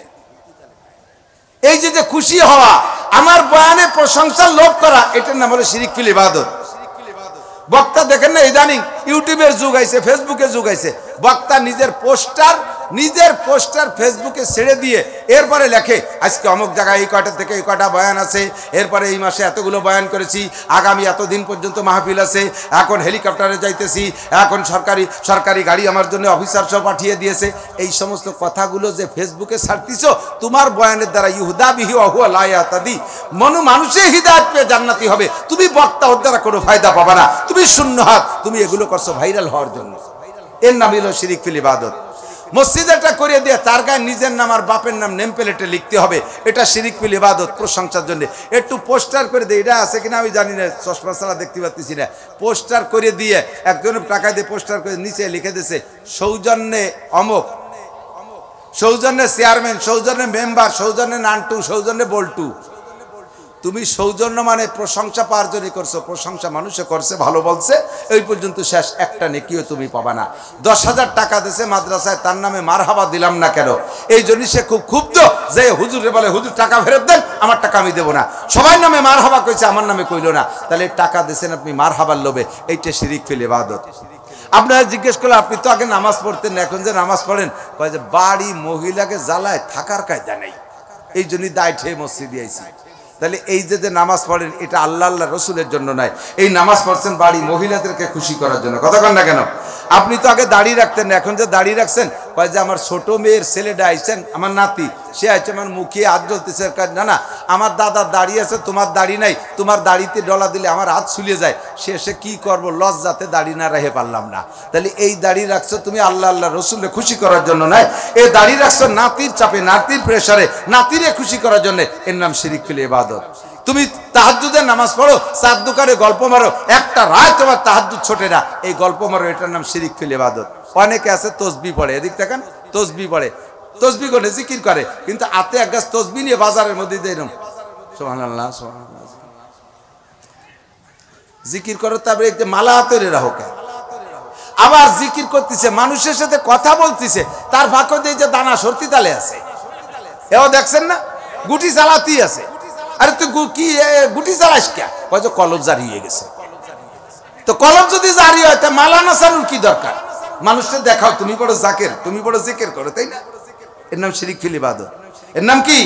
শিরিক ফিল ইবাদত। আজান দিতে যাইয়া আরে কুয়োরা, এ সব শিরিক ফিল ইবাদত। আল্লাহু আকবার, আল্লাহু আকবার, স্যান্ডেল দিয়ে বাড়িতে শীত করে ফেলা দিতে, ওরে কি আজান, এরকম কি আজান? কিরাত পড়বো নামাজের ভিতরে, বানাও বাদ দাও, মুসল্লিদেরকে খুশি করার জন্য। একটা কিরাত দুই ভাবে পড়া যায়, খাটো খাটো মদে শুদ্ধ করে পড়া যায়, আবার লম্বা মদেও শুদ্ধ করে পড়া যায়। হাদিসে আসছে একটা হরফে 10 নেকি, নামাজের পড়লে মধ্যে পড়লেন 100 নেকি, কিন্তু একটা হরফে লম্বা টানিয়ে 5 হাত লম্বা বানালি পরে 20 নেকি হয় না। কাজেই নামাজের ভিতরে যথা তাড়াতাড়ি একটু বেশি কিরাত পড়ার চেষ্টা করতে হবে। আলহামদুলিল্লাহি রাব্বিল আলামিন আর রহমানির রহিম মালিকি ইয়াউমিদ্দিন ইয়াকা না'বুদু ওয়া ইয়াকা নাস্তাঈন ইহদিনাস সিরাতাল মুস্তাকিম সিরাতাল লাযীনা আন'আমতা আলাইহিম গায়রিল মাগদুবি আলাইহিম ওয়ালাদ-দাল্লিন আমিন। والضحى والليل إذا سجى ما ودعك ربك وما قلى وللآخرة خير لك من الأولى ولسوف يعطيك ربك فترضى ألم يجدك يتيما فآوى ووجدك ضالا فهدى ووجدك عائلا فأغنى فأما اليتيم فلا تقهر وأما السائل فلا تنهر وأما بنعمة ربك فحدث। হাফেজ সাহেবরা লুকমা দেন, ভুল পড়ছি, আবার পড়লে পড়তে পারেন। قل يا أيها الكافرون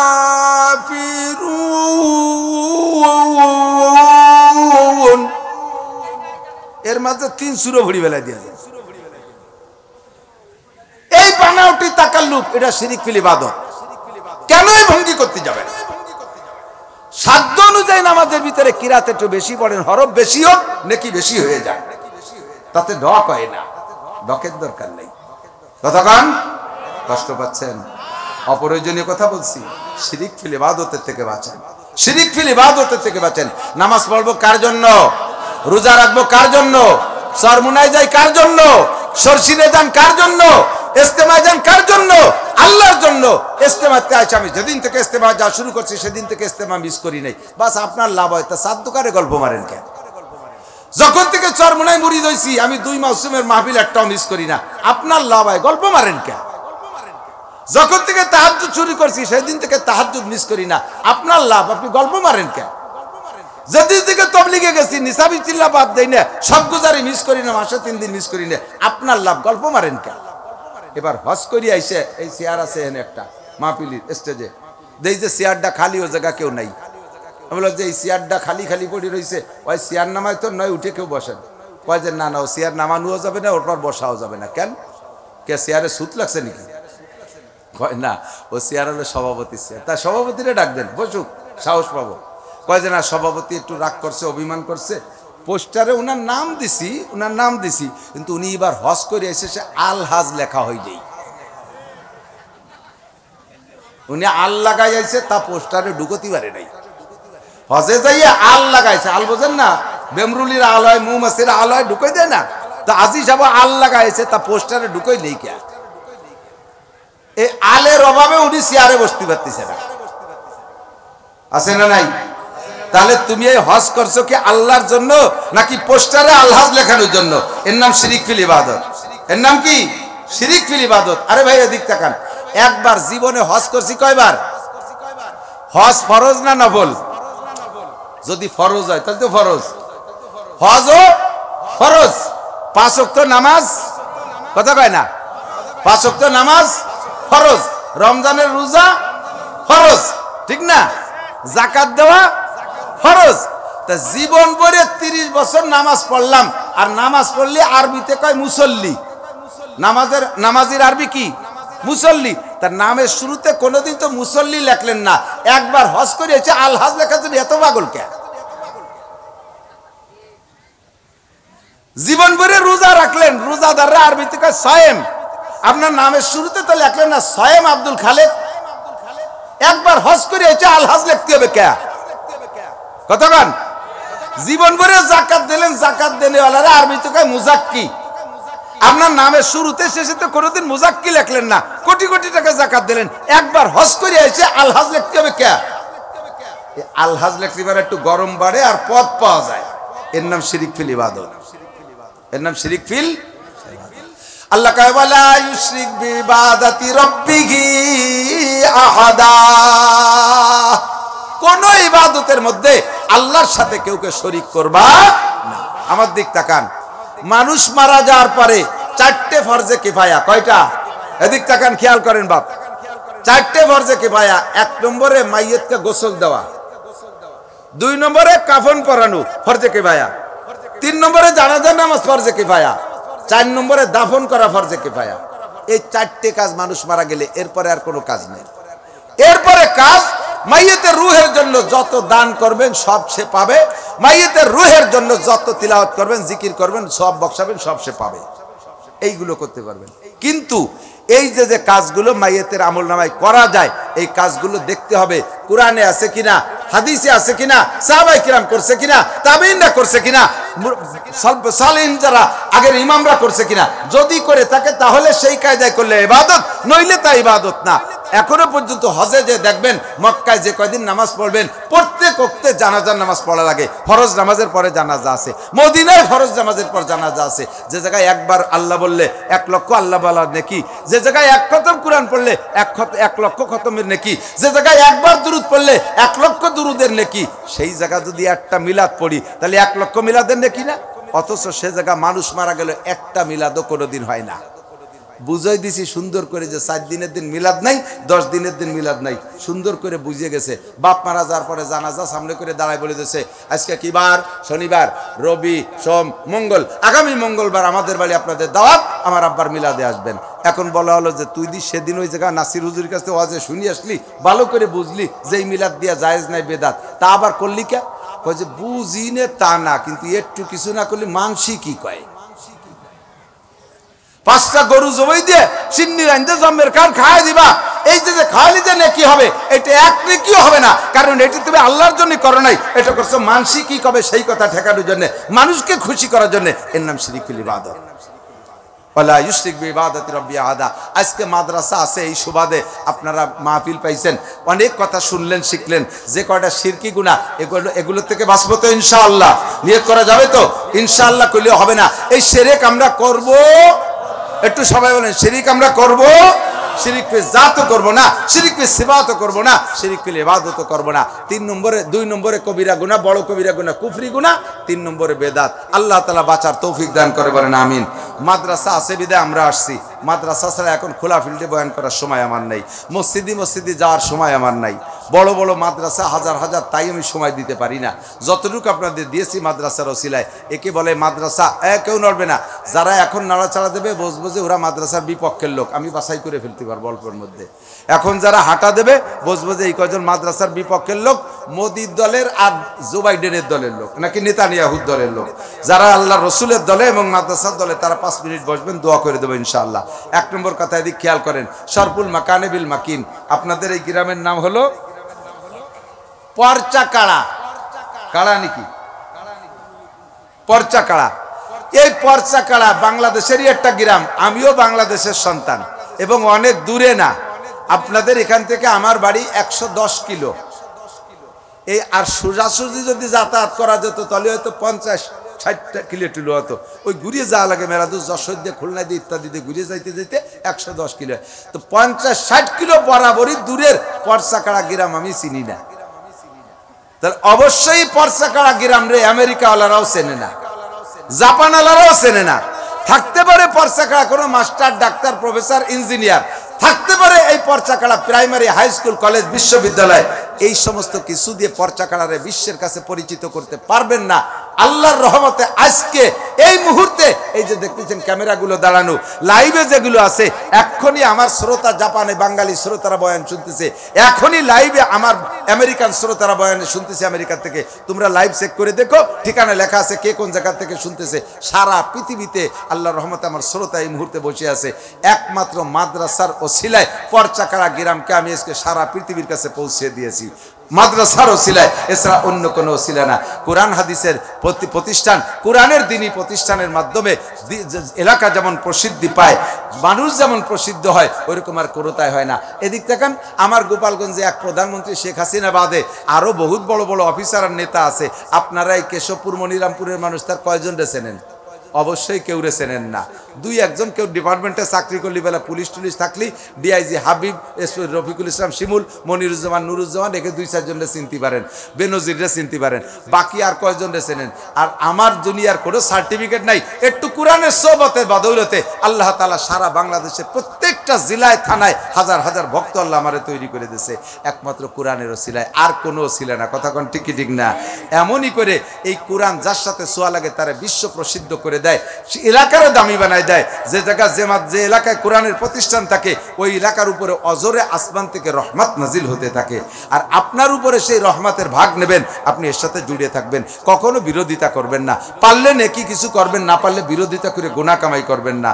এজন্য আমি সকলের জন্য দোয়া করি আল্লাহ তাআলা যেন আমাদের এই প্রতিষ্ঠানকে কবুল করে নেয়, সবাই বলেন আমিন, এবং আমাদেরকে প্রতিষ্ঠানের খাদেম হিসেবে কবুল করে নেয়, বলেন আমিন। যে ছেলেগুলোরে 7টা ছেলে লজিং রাখছে 7 জন, কিয়ামতের ময়দানে ওই 7টা ছেলে জান্নাতি হলে লজিংওয়ালাকে ফেলে রেখে যেতে পারবে না, তাদের সুপারিশ করে নিয়ে জান্নাতে যাবে। এবং আপনাদের এলাকার মুষ্টি চাউল খাইছে, আপনাদের এলাকার টাকা পয়সা দিয়ে ঘর বাড়ি বানাইয়া তার মধ্যেই তারা বসে বসে কোরআন পড়ছে, আল্লাহর রহমতে আপনাদেরকেও ফেলে যাবে না, তারা জান্নাতি হলে আপনাদেরকে সুপারিশ করে নিয়ে যাবে। তা আমি সকলের কাছে আবেদন করব, শেষ বেলায় আপনার সদকায়ে জারিয়ার জন্য, পরবর্তীকালে আপনি তো কোরআন পড়তে পারেন না, মরার পরে কিয়ামত পর্যন্ত এবং জান্নাতে যাওয়া পর্যন্ত আপনার নেকির দরকার হবে, স্থায়ী একটা আয়ের উৎস সদকায়ে জারিয়া কোরআনের প্রতিষ্ঠানে কিছু শরীক থাকবেন। আপনারা অনেকেই দিয়েছেন, পরবর্তী আগে যারা আসছিলেন না, আমি আসার পরে আসছেন, তাদের কাছে কর্তৃপক্ষের দাবি যে হুজুর তারা, তো আমি একটা মুখতাসার কালেকশন, এদিক তাকান, যারা হজে যার নিয়ত করছেন, হজে যার নিয়ত নেই, টাকা দেওয়ার ভয়তে আবার না চুপ করে রয়েছে, হজে যাবেন না, তা কি হিন্দুকে উড়াকান্দি ঠাউর বাড়ি যাবেন নাকি? দুর্গা পূজায় যাবেন, সরস্বতী লক্ষ্মী পূজায় যাবেন, কক্সবাজার কুয়াকাটা আকামের আড্ডাখানায় যাবেন, বলেন হজে যাব ইনশাল্লাহ, বলেন হজে যাব, বলেন হজে যাব। আমি 7 বার গিয়েছি, আমার ছেলেরা সবাই উমরা করছে। আপনাদের জন্য দোয়া করি আল্লাহ যেন আপনাদের অনেকবার নেয়, আল্লাহ যেন একবার যার তৌফিক দেন। কে কে হাত নিয়ে তা সেটা হাত দেখাবেন, আল্লাহ কবুল করুক। আল্লাহ একটু সবাই আমরা হজের তলবিয়াটা হাত উঁচু করে পড়ি, লব্বাইক, সবাই বলি লব্বাইক, আল্লাহুম্মা লব্বাইক, লব্বাইক লা শারীকা লাক লব্বাইক। এত মানুষ কয় আওয়াজ নাই, এ কি? লব্বাইক লা শারীকা লাক লব্বাইক, ইন্নাল হামদা ওয়ান নি'মাতা লাকা ওয়াল মুলক লা শারীকা লাক। মাশাআল্লাহ। হজে যাওয়ার জন্য উমরায় যাইতে এখন 2.5 লাখ টাকার নিচে হচ্ছে না, ট্রাভেলসে দিয়ে আপনার কেনাকাটা দিয়ে 2.5-3 লাখ টাকা লেগে যায়, আর হজে গেলে 6-7-8 লাখ টাকা লাগে। আমি দোয়া করব আজকে শেষ বেলায় আল্লাহ তাআলা সকলকে হজ উমরার টাকা জোগাড় করার তৌফিক দান করে, বলেন আমিন। আপনি যে হজের নিয়ত করছেন, হজ মানেই হলো পাক্কা প্রতিজ্ঞা, হজ মানেই হলো পাক্কা প্রতিজ্ঞা। এই প্রতিজ্ঞা করে আপনি আজকে হজ বুকিং এর নিয়তে পকেটে যদি থাকে 100টা টাকা, পকেটে থাকলে আল্লাহর কোরআনের ঘরের জন্য 100টা টাকা, 200 টাকা, 500 টাকা, যার কাছে যেমন আছে মোহাব্বতের সাথে এটা রেডি করেন। এই টাকাটা হজ বুকিং এর জন্য দেবেন, যে আল্লাহ আমি এই টাকাটা তোমার হজ বুকিং এর জন্য দিলাম, এই টাকার বদৌলতে আমার পুরো হজের টাকা জোগাড় করে দাও। আমরাও দোয়া করব, আপনিও চেষ্টা করবেন, আল্লাহরও রহমত আসবে ইনশাআল্লাহ। হজের টাকা, এই যে হজের টাকা আসা শুরু হয়ে গেছে, যদি কের কাছে থাকে আপনারা কি হেঁটে আসবেন না ছাত্ররা যাবে? যাবে আপনাদের কাছে। 100 টাকা না থাকলে 10-20 থাকলেও দিয়ে দেবেন। এই যে হজের টাকা 500 টাকা চলে আসছে, আলহামদুলিল্লাহ, আল্লাহ দান কবুল করেন, নেক হায়াত দারাজ করেন। যাও ছাত্ররা, ভলেন্টিয়াররা ভিতরে যাও, এত মানুষ আসতে গেলে অনেক হুজুম